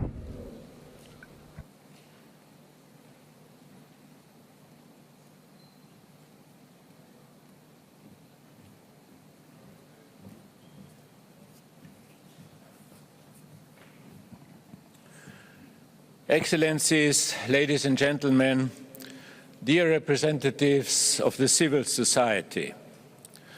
In 2015, at COP27, we adopted the Paris Agreement, a common goal to limit global warming to 1.5 degrees Celsius.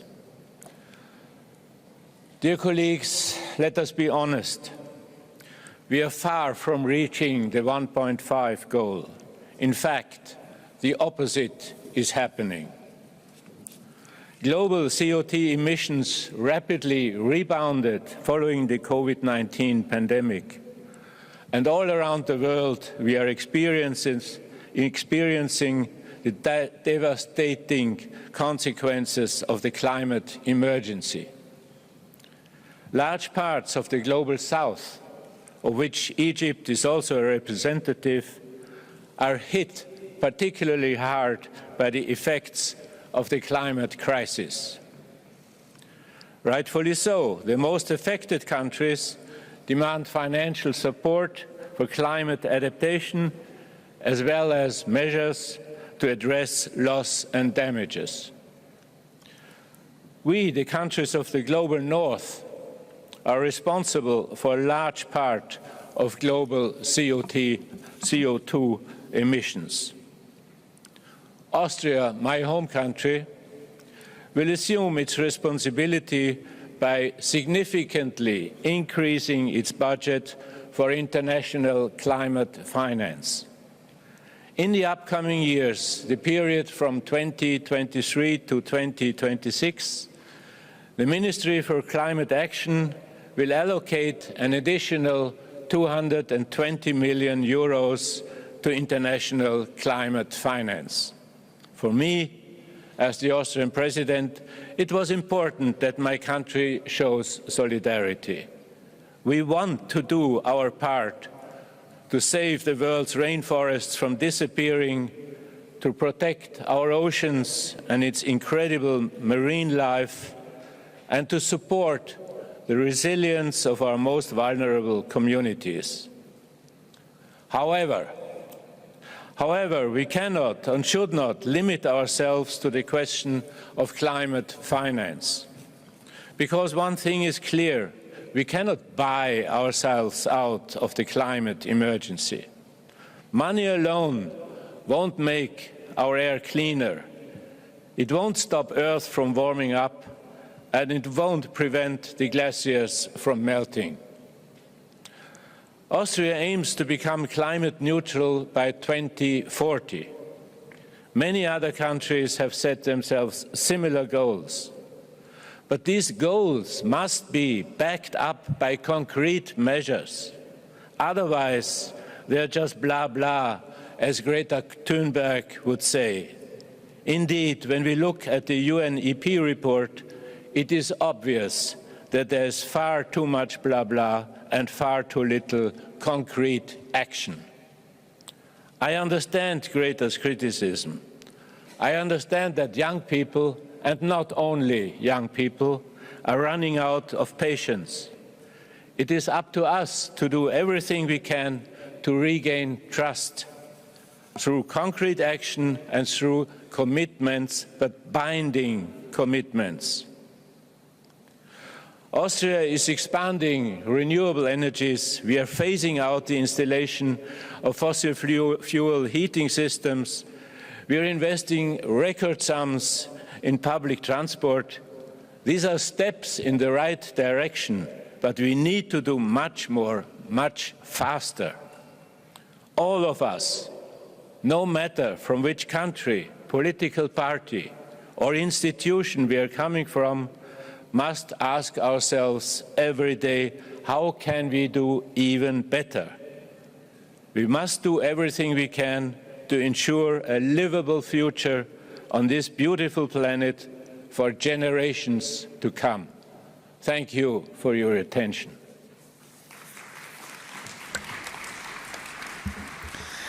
Thank you, Your Excellency, for your statement.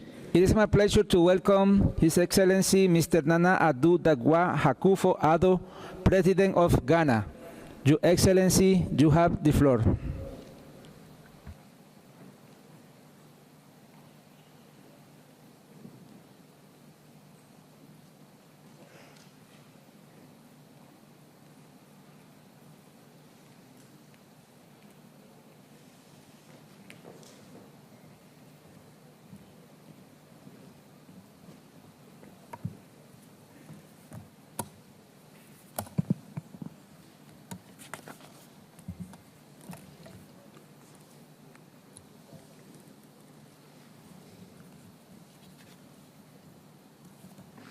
Excellencies, ladies and gentlemen, I thank President Abdel Fattah el-Sisi the government and people of the Arab Republic of Egypt for their warmth of hospitality to the Ghanaian delegation since our arrival in this ancient historic country, and express our appreciation to the President for hosting this all-important Conference of Parties, COP27, the fifth such on African soil, which has been so well organized. Today, extreme climate occurrences such as severe precipitation and floods, prolonged drought, and heat waves are happening all over the world, both in the developed and developing worlds. Climate change is a global emergency, and Ghana calls on all parties to act with equity and a sense of responsibility. Africa, for her part, must commit herself to resolve the issues of climate change by implementing ambitious measures within her reach. With her vast land, Africa has the greatest potential to help decarbonize the world by absorbing carbon dioxide through regenerative agriculture that requires less fertilizers and reforestation with strong biodiversity content.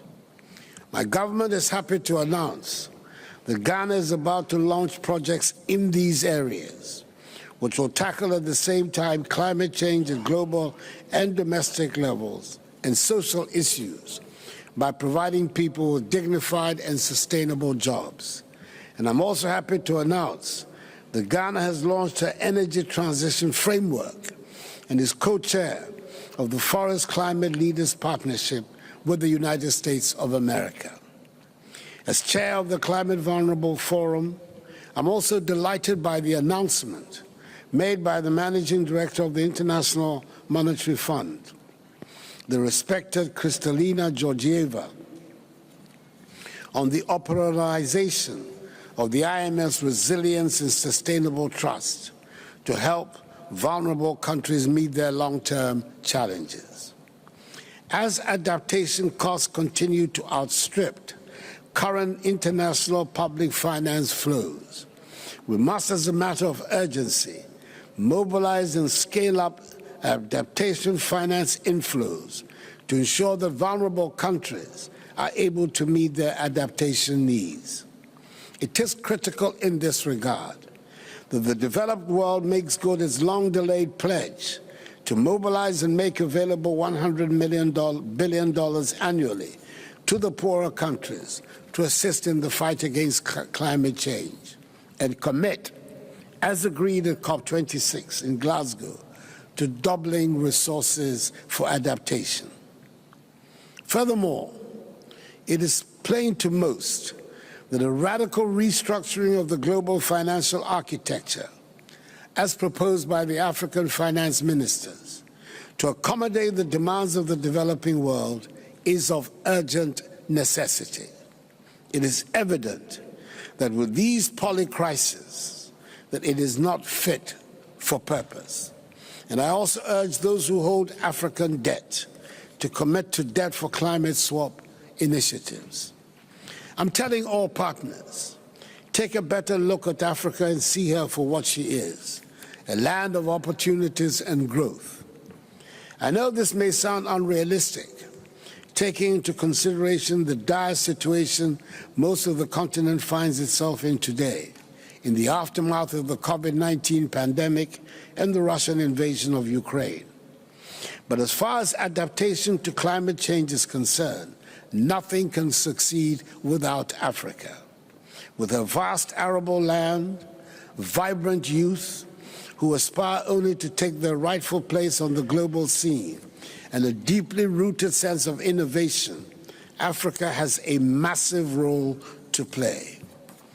It is Ghana's hope that we will leave this summit with bold and concrete decisions that will help the world tackle its most pressing challenges, help us achieve our climate goals rapidly, and provide the needed development and prosperity for all the peoples of the world.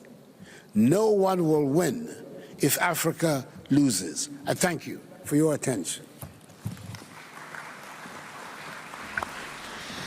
Thank you, Your Excellency, for your statement. It is my pleasure to welcome His Excellency Mr. Nikos Anastasiades, President of Cyprus. Your Excellency, you have the floor.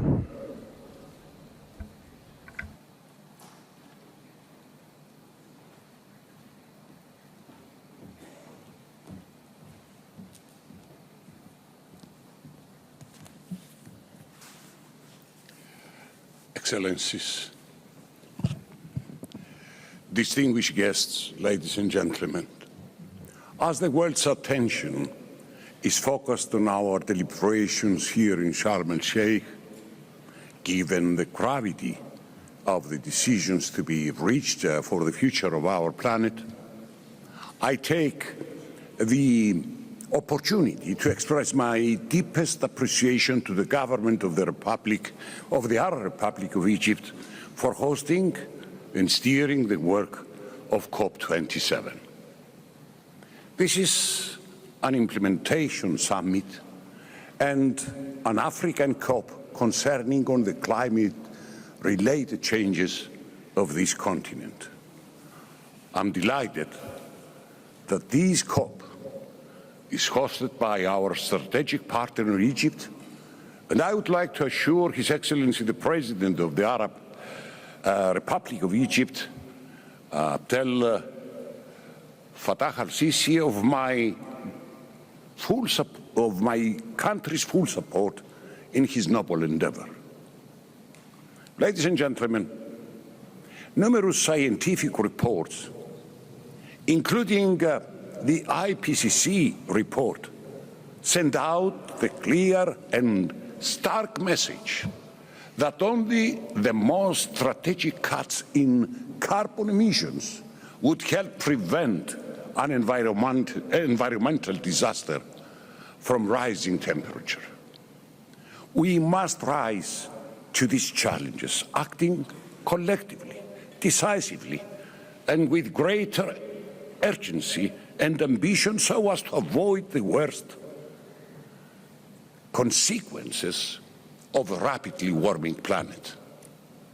Excellencies, Cyprus is a Mediterranean island state located in a region that has already experienced the impact of climate change.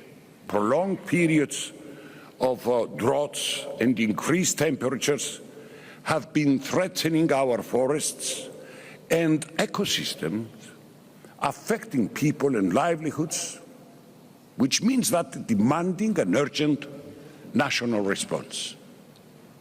We started the implementation of our national adaptation strategy back in 2017 and are currently in the process of updating the strategy with the aim of advance from the current modalities of incremental adjustment to a planned and systematic approach that can better address the multiple, complex and interlinked climate change risks and impacts.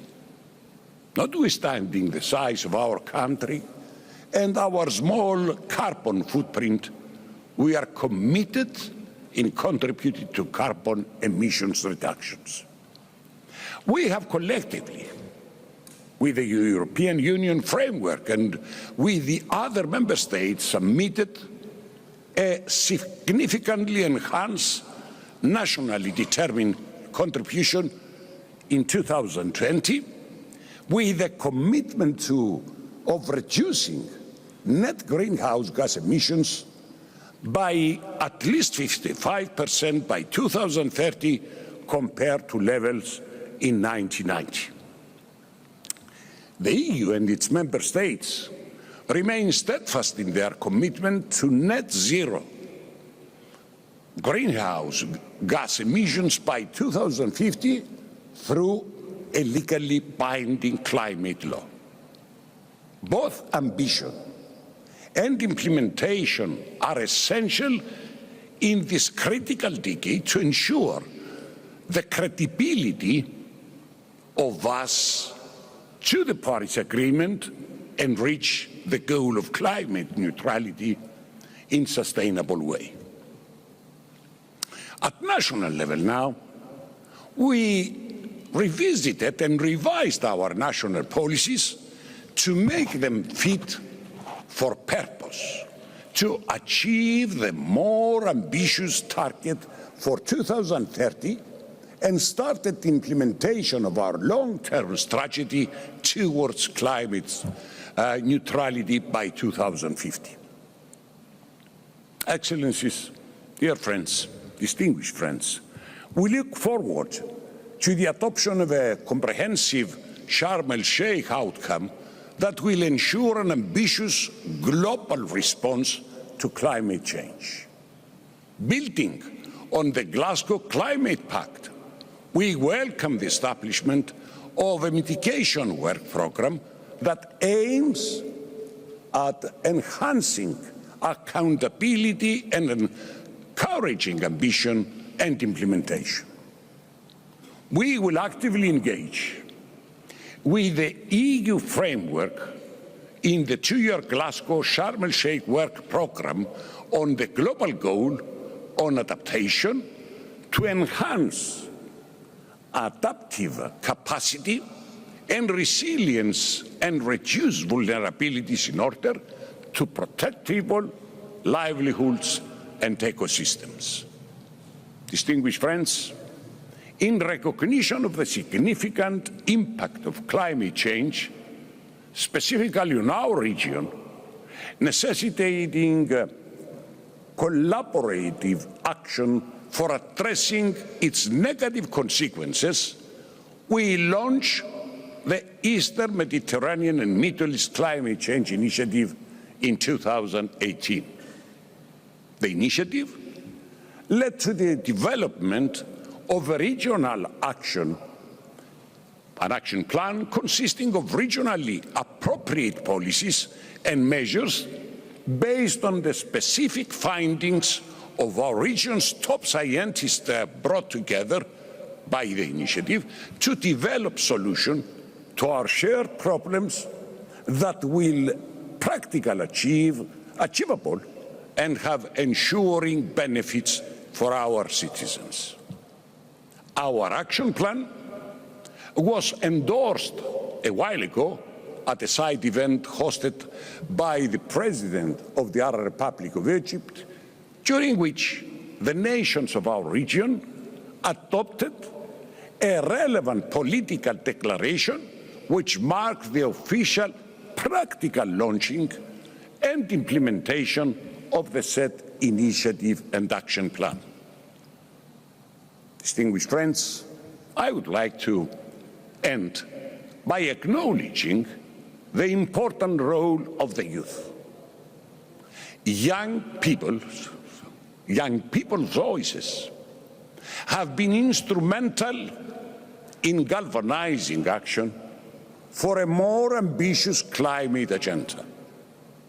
We are hearing and we are responding to this clear, demanding action so as to be able to look to the future with optimism. Let us respond.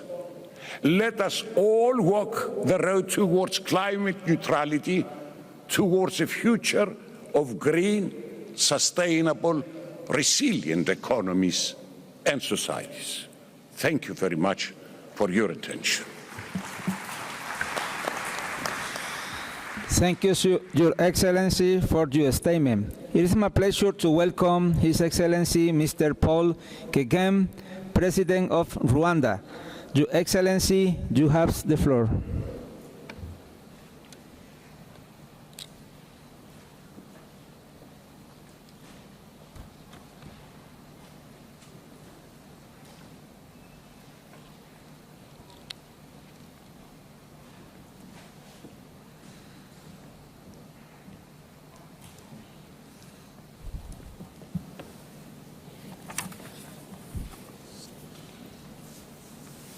Excellencies, Heads of State and Government, United States, United Nations, Secretary General Antonio Guterres, President of the 27th Conference of Parties, Minister Sami Shukri, distinguished delegates. First, I express my appreciation to President Sisi and the government and the people of the Arab Republic of Egypt for hosting us in beautiful Sharm el-Sheikh. The findings of the 6th Intergovernmental Panel on Climate Change show that a more sustainable future remains within our reach. Yet, despite growing evidence that the damage of global warming will soon become irreversible, there seems to be little sense of urgency. Rwanda, like the rest of Africa, is ready to prioritize renewable energy. We do this for our own future. The point is not to generate carbon credits so that others can continue using coal, even as Africa is discouraged from exploiting its fossil fuel resources. The most valuable contribution that developed countries can make is to reduce their emissions faster while investing with Africa to build sustainable green power. Questioning whether Africa is ready to. We have seen the effects of this thinking during the pandemic. Vulnerable nations cannot rely on external financing alone. We need public-private partnerships.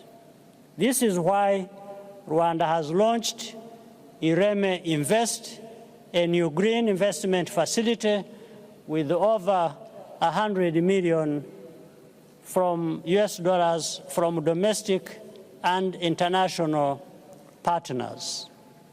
I congratulate all countries that have ratified the Kigali Amendment to the Montreal Protocol, most recently the United States, and encourage others to do so. Instruments such as the Commonwealth's Blue Charter and Living Lands Charter are also valuable tools, especially for small island and developing states. Rwanda remains committed to inclusive and transparent negotiations for a green and climate resilient future. I thank you for your kind attention.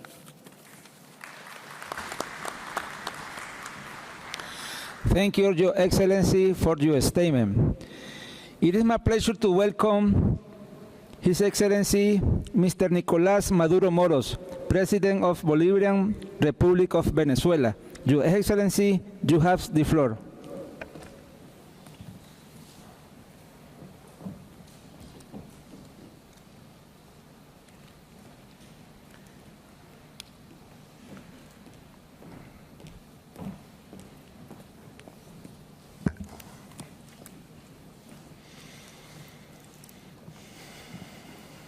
Buenos días a todas las delegaciones presentes. Hemos viajado 10.407 kilómetros desde Sudamérica, desde Venezuela hasta aquí, Sharm el-Sheikh, Egipto, para traer nuestra verdad y para traer un saludo solidario y comprometido de la República Bolivariana de Venezuela a todos los países del mundo, a todos los pueblos del mundo, en especial al presidente de la República de Egipto, Al-Sisi, y al pueblo de Egipto que ha organizado esta fabulosa conferencia mundial contra el cambio climático.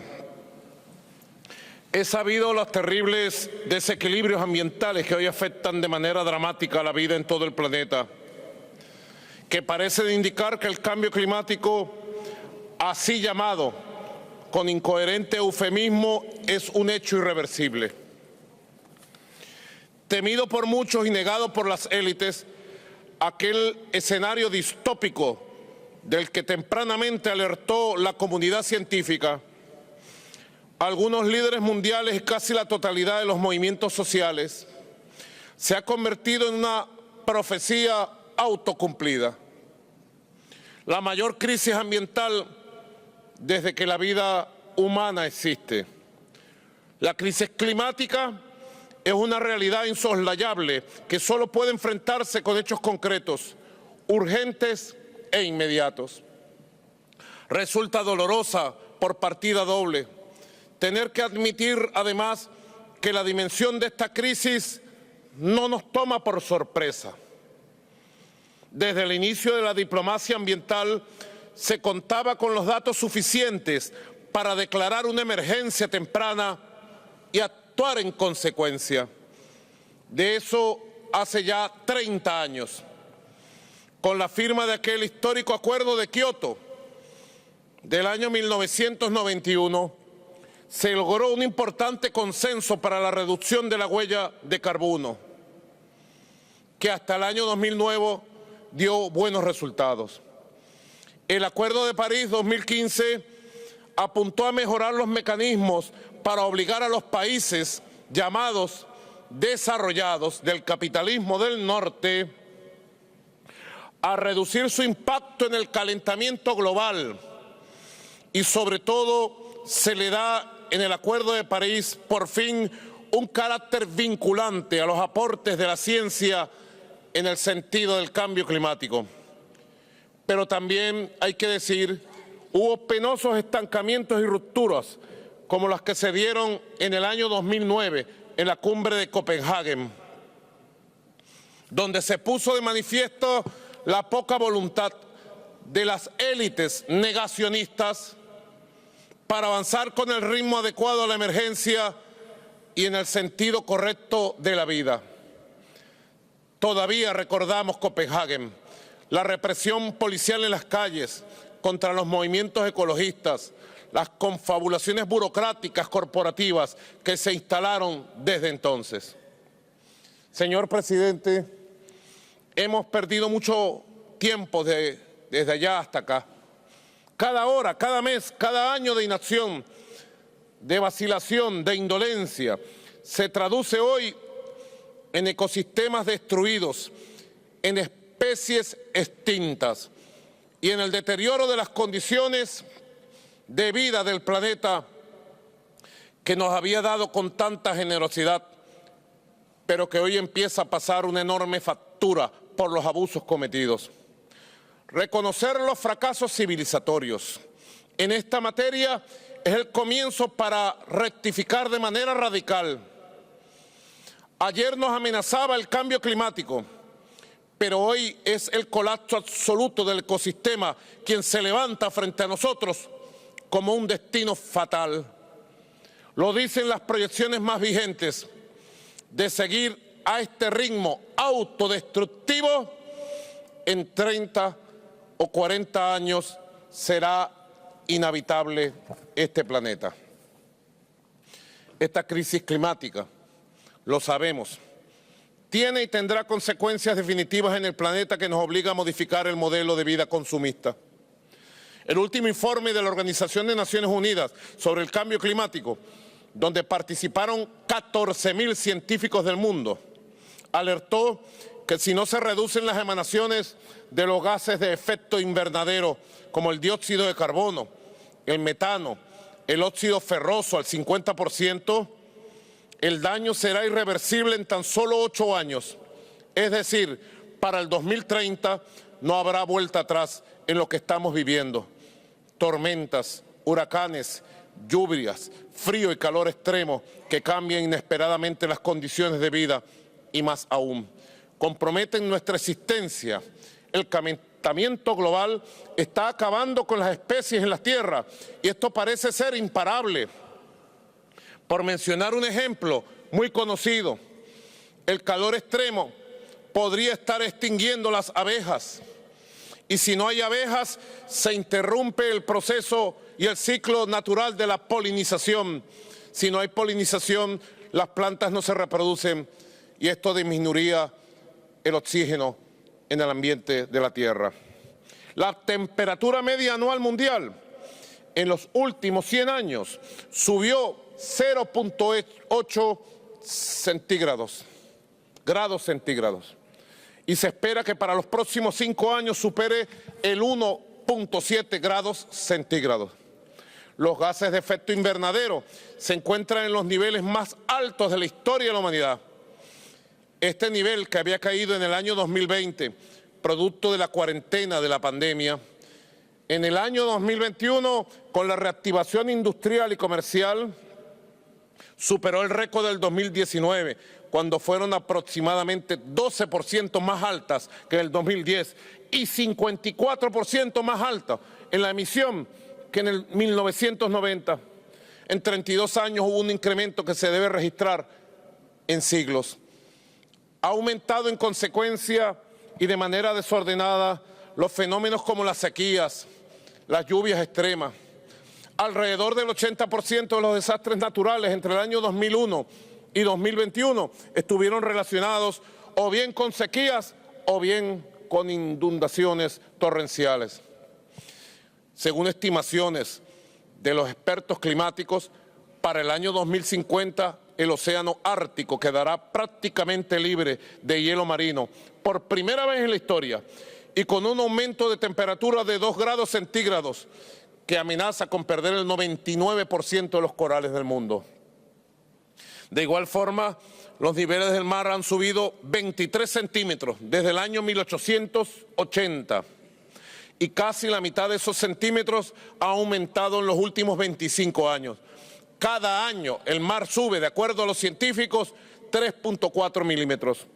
Dicho aumento está causando que el agua dulce se vuelva salada, comprometiendo los recursos hídricos de que dependen millones de personas en el planeta. Ciertamente la civilización humana es responsable de esta grave afectación que hoy vive el planeta. Sin embargo, esta afirmación es incompleta y pecaría de hipócrita si no se detalla que civilización es profundamente desigual. Está compuesta por países que llevan 2 siglos explotando indiscriminadamente los recursos naturales del planeta, mientras otros apenas tienen cómo alimentarse y persisten bajo un modo de producción preindustrial. La desigualdad. Venezuela es responsable de menos del 0.4% de las emisiones globales de gases de efecto invernadero en el planeta. No obstante, el pueblo venezolano debe pagar las consecuencias de un desequilibrio causado por las principales economías capitalistas del mundo, quienes han contaminado y continúan contaminando el planeta para el beneficio de unos pocos. La existencia, tal cual como la conocimos, se ha trastocado para siempre en perjuicio de todas las especies vivas del planeta. El ritmo de extinción de las especies que hasta el día de hoy conforman el complejo organismo de la biodiversidad se acelera y extiende alarmantemente, como lo advirtió el comandante Fidel Castro Ruz en aquel célebre discurso en Río de Janeiro hace 30 años en la cumbre de Río. Cito: una importante especie biológica está en riesgo de desaparecer por la rápida y progresiva liquidación de sus condiciones naturales de vida, el hombre. Y agregaba el comandante Fidel Castro: mañana será demasiado tarde para hacer lo que debimos haber hecho hace mucho tiempo, señalando como gran responsable de esta amenaza contra la naturaleza, ya en el año 1992, al capitalismo salvaje y depredador.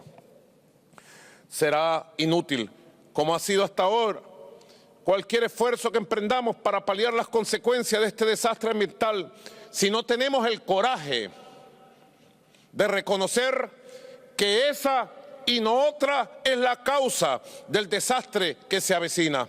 El capitalismo consumista, el capitalismo voraz, depredador y destructor. En el año 2009, en Copenhague, el comandante Hugo Chávez Frías tuvo el coraje de decirlo aquella mañana de manera directa. Permítame recordar esa cita. Cito, decía el comandante Hugo Chávez: ¿cuál es la causa del cambio climático? La causa es el sueño de buscar la felicidad a través de la acumulación material y del progreso sin fin, usando para eso técnicas con las cuales se puede explotar de forma limitada todos los recursos de la tierra. No cambiemos el clima, cambiemos el sistema, sentenciaba en el 2009 el comandante Hugo Chávez en Copenhague. Señor presidente, el desequilibrio y la crisis ambiental creadas en la naturaleza son equiparables a las condiciones de desigualdad e injusticia que el capitalismo ha creado contra la humanidad. Un sistema que normaliza la explotación entre los seres humanos no tiene condiciones éticas para respetar a las otras formas de existencia. El capitalismo ve recursos donde otras culturas ven la vida y lo sagrado. Se siente por eso con derecho de poseer y destruir cuanto se encuentra a su paso para la acumulación del capital. Es necesario en esta cumbre llegar a acuerdos de acción reales y efectivos de cara al problema estructural, pero también debemos diseñar ya mismo una agenda concreta para proteger a las poblaciones vulnerables del planeta. La humanidad no puede seguir huérfana. Es necesario concretar sin demoras, señor presidente, sin demoras ni artificios burocráticos, el Fondo de Financiamiento de Pérdidas y Daños Climáticos, del que venimos hablando hace unos años en cumbres anteriores.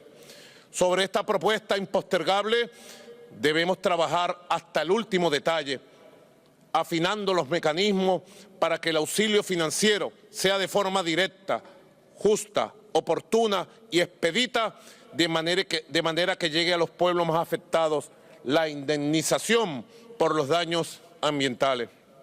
Cualquier acuerdo que se tome hoy debe atacar de raíz el problema y atender prioritariamente a los más vulnerables del planeta. La desigualdad abismal entre los países del llamado primer mundo frente al resto se ha incrementado y profundizado en las últimas décadas al mismo paso de la destrucción ambiental. Hay una correlación entre la crisis ambiental y la crisis de desigualdad que genera pobreza en el mundo. La explotación indiscriminada de los recursos renovables y no renovables, además de producir miseria ambiental, es responsable de la miseria social a escala planetaria que también se agudiza. Esto no puede ser obviado al momento de trazar medidas drásticas y planes efectivos que corrijan y normen la actividad civilizatoria para el devenir. Finalmente, señor presidente, abogamos como país soberano por la protección de la Amazonía. Venimos de un encuentro con el presidente de Colombia, Gustavo Petro, con el presidente de Surinam, con los movimientos sociales suramericanos, para asumir responsabilidades como habitantes de Suramérica en la salvación de la selva y la biodiversidad del Amazonas. Milenios de existencia han dejado una huella irreparable en el Amazonas. Por el contrario, creemos que son los pueblos originarios quienes deben enseñarnos cómo salvar y cómo convivir con la naturaleza. Las culturas ancestrales y originarias de todo un continente, de los indios originarios Sioux del norte de América hasta los Yanomamis de la selva amazónica, han concebido siempre a la tierra y a la selva como un ser vivo que siente y piensa como nosotros. Despertemos a esa verdad y salgamos de la arrogancia antropocéntrica que nos impide ver lo sagrado que es el mundo. Los venezolanos y las venezolanas no nos caracterizamos por ser pesimistas. Nos asiste un infatigable espíritu de lucha, de resistencia y un inmenso amor por la vida que nos eleva a pensar en una nueva humanidad desde una nueva espiritualidad. Una humanidad reconciliada con la naturaleza, reconciliada consigo misma, reconciliada con el futuro. Ya no hay, como decía el filósofo canadiense Marshall McLuhan, ya no hay pasajeros en esta nave espacial llamada Tierra. Todos somos tripulantes. Sé que no hay un hombre ni una mujer de a pie que esté dispuesto a ver eclipsar esta hermosa aventura que puede ser la humanidad nueva, la humanidad salvada. Tampoco nosotros nos quedaremos sentados a ver el final de los días. Cuente el mundo con nuestro pueblo comprometido y trabajador, lleno de esperanza, dispuestos a unir todos los esfuerzos con nuestros hermanos de una nueva humanidad. La ilusión del desarrollo infinito por la vía consumista ha terminado. Pongámosles límite ahora al daño causado a la madre naturaleza. Presidente, hermanos y hermanas, se agotó el tiempo de los discursos y también el de los lamentos. Solo queda un presente para actuar radical y certeramente en favor de otro mundo posible, de una vida verdadera. Y aunque el presente sea un instante ante los ojos de la eternidad, será suficiente si hay voluntad de vida. Y hay voluntad de vida. Muchas gracias, señor presidente.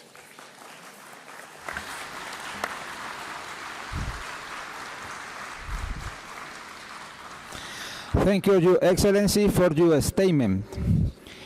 It is my pleasure to welcome His Excellency, Mr. José María Neves, President of Cabo Verde. Your Excellency, you have the floor.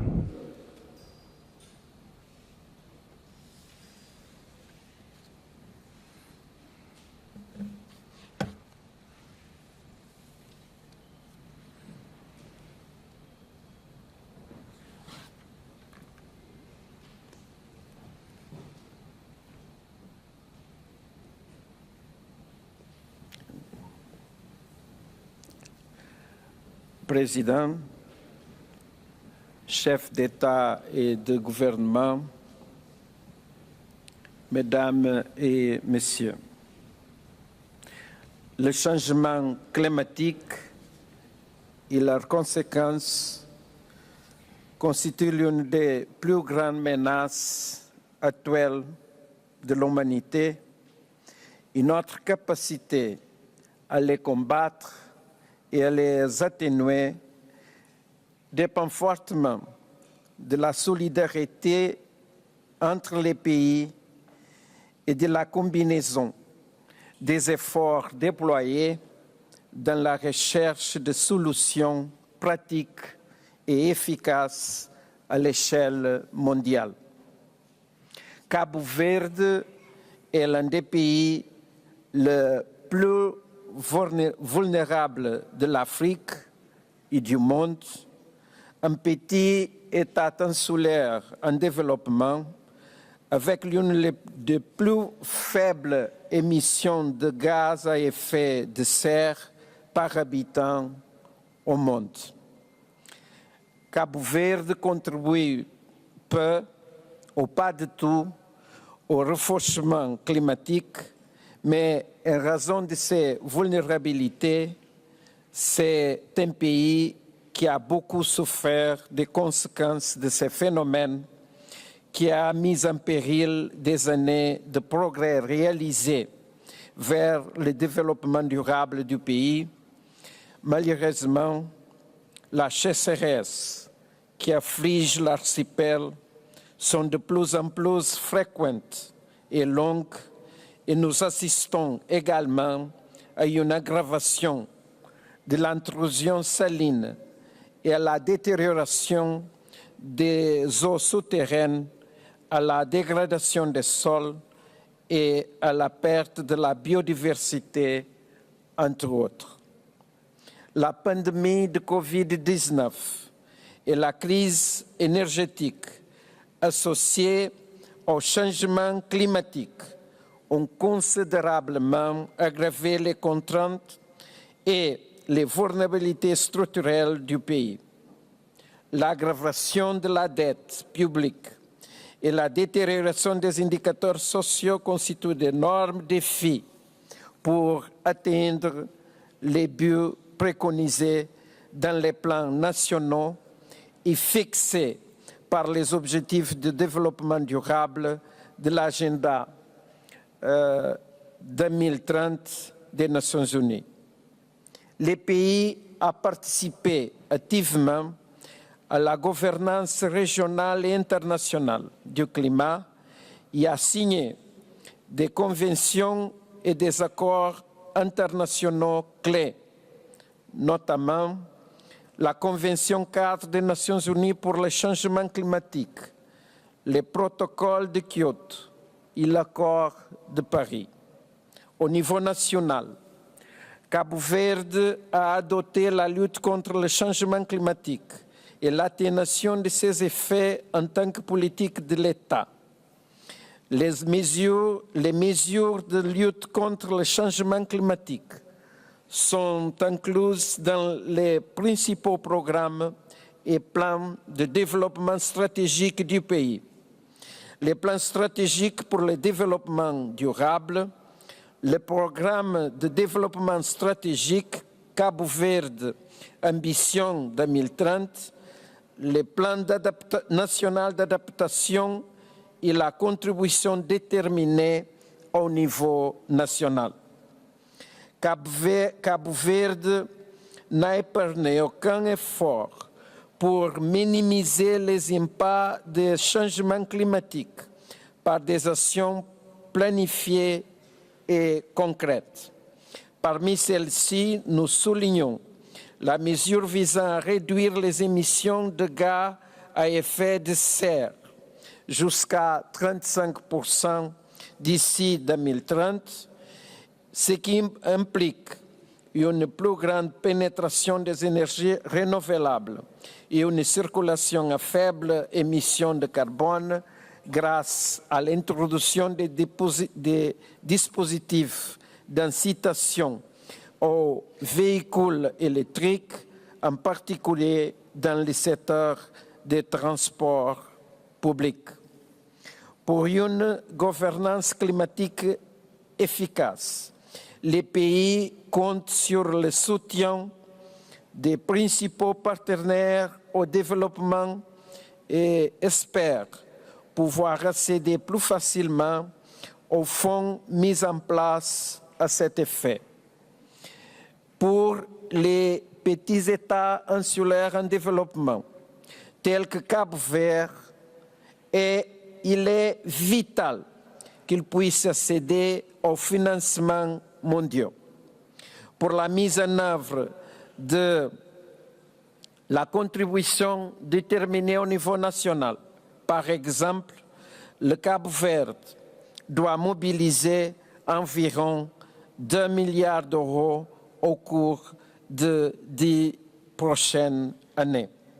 Dans ce contexte, j'appelle la communauté internationale à considérer la possibilité de transformer la dette des petits États insulaires en développement en investissement climatique dans l'éducation, la santé et dans la lutte contre la pauvreté et les inégalités.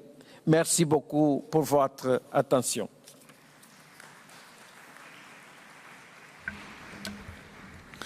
Thank you, Your Excellency, for your statement.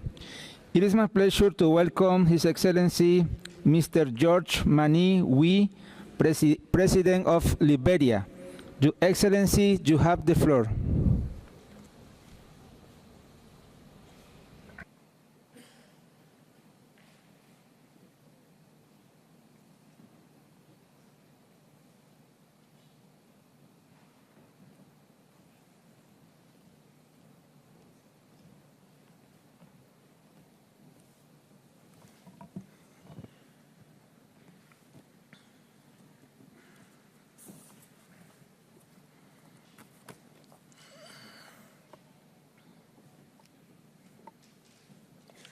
Excellencies, heads of state and government,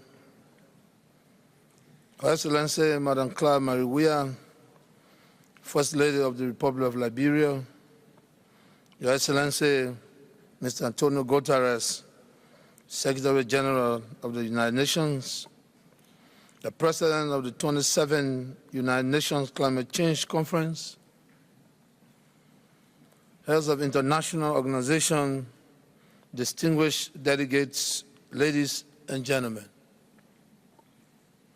I have the honor to extend my profound thanks and appreciation to the government and people of the Arab Republic of Egypt for hosting the UN Climate Change Conference, COP27 in Egypt.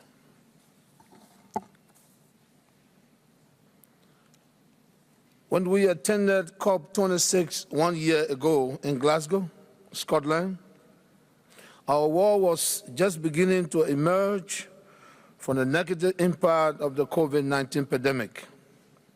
And there was a sense of recovery and a renewal of hope that we could once again act together in concert to refocus our collective efforts on mitigating the devastating effects of global climate change. We acknowledge our shortcomings in terms of inequity and admitted our shortfalls in meeting our target for reducing our carbon emissions and footprints. We also reconfirm our commitment to contribute higher levels of financing to support our efforts and review and re-evaluate our chances of limiting the rise in global warming to meet our temperature targets of 1.5 degrees centigrade by 2030. Now, 1 year later, as we meet in Sharm el-Sheikh today, we are observing, waiting and hopeful that our promises made in Glasgow will be kept and pledges fulfilled.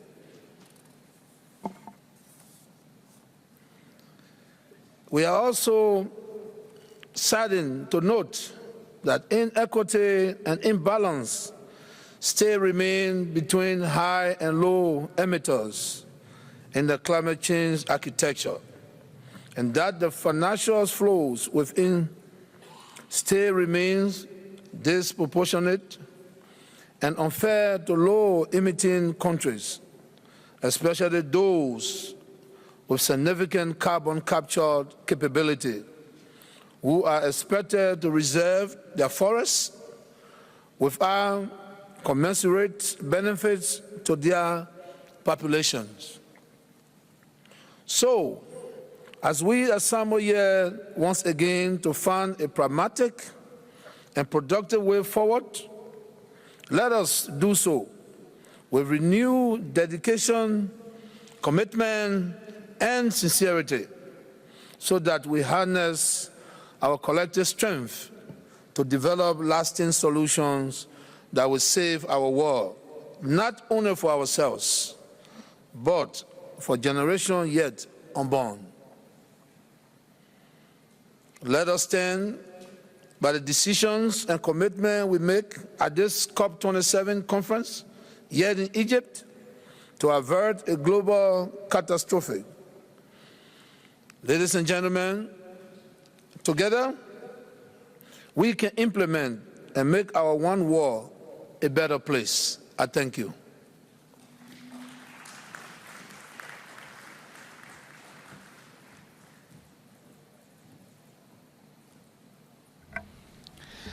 Thank you, Your Excellency, for your statement. It is my pleasure to welcome His Excellency Mr. Sandrika Bersat Santoki, President of Suriname. Your Excellency, you have the floor.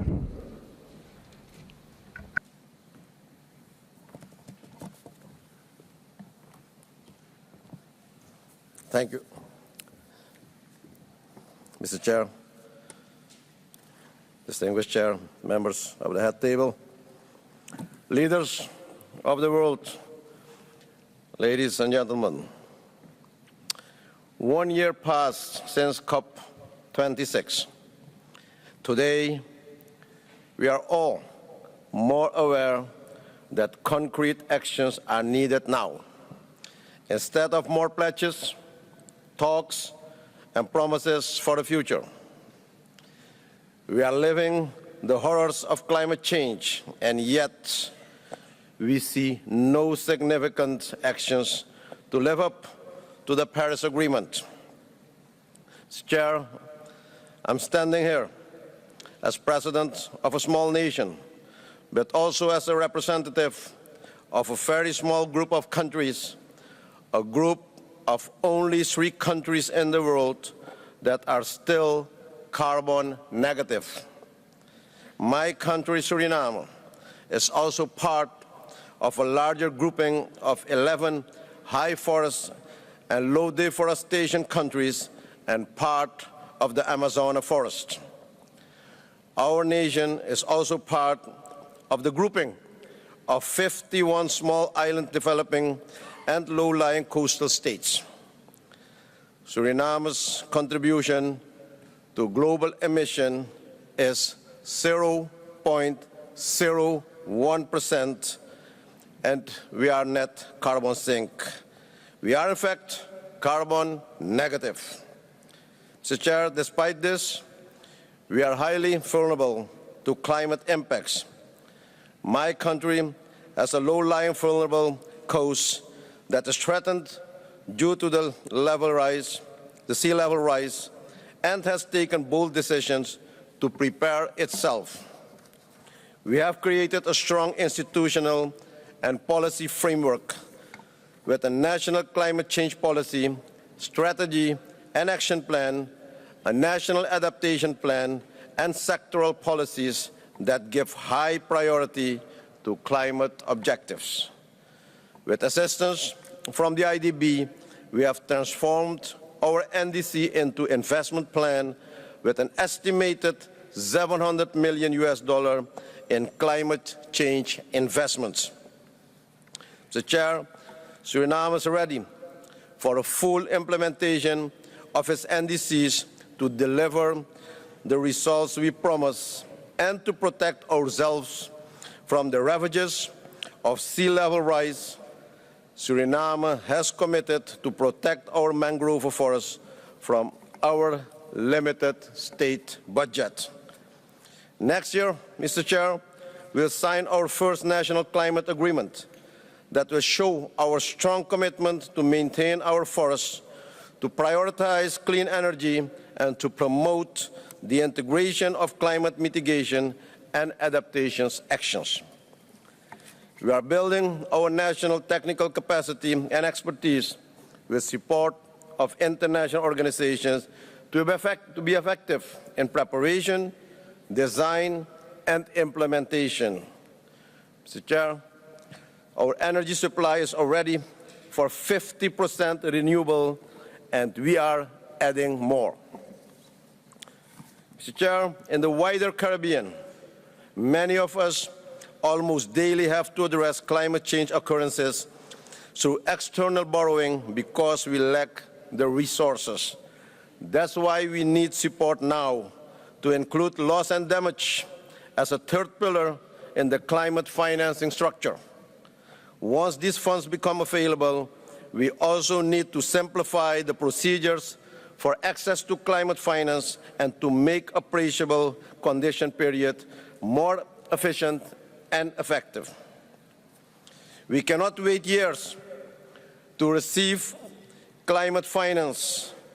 Let us make it simple, accessible, and make it work. Mr. Chair, let us not create another international bureaucracy. The Bretton Woods Institutes should incorporate climate change in their economic recovery programs in a more effective way. Climate change has become part of the economic paradigm. We call upon the international community to put its money where its mouth is. Mr. Chair, the international community has promised billions, but thus far too little has materialized. Ladies and gentlemen, promises made must be kept. Therefore, on behalf of our children and the next generation, we urgently call on the historic emitters to do more and to help to save our world. My country is doing its part in this regard with the limited resources and capacity. Mr. Chair, I thank you. May God bless you all. Thank you.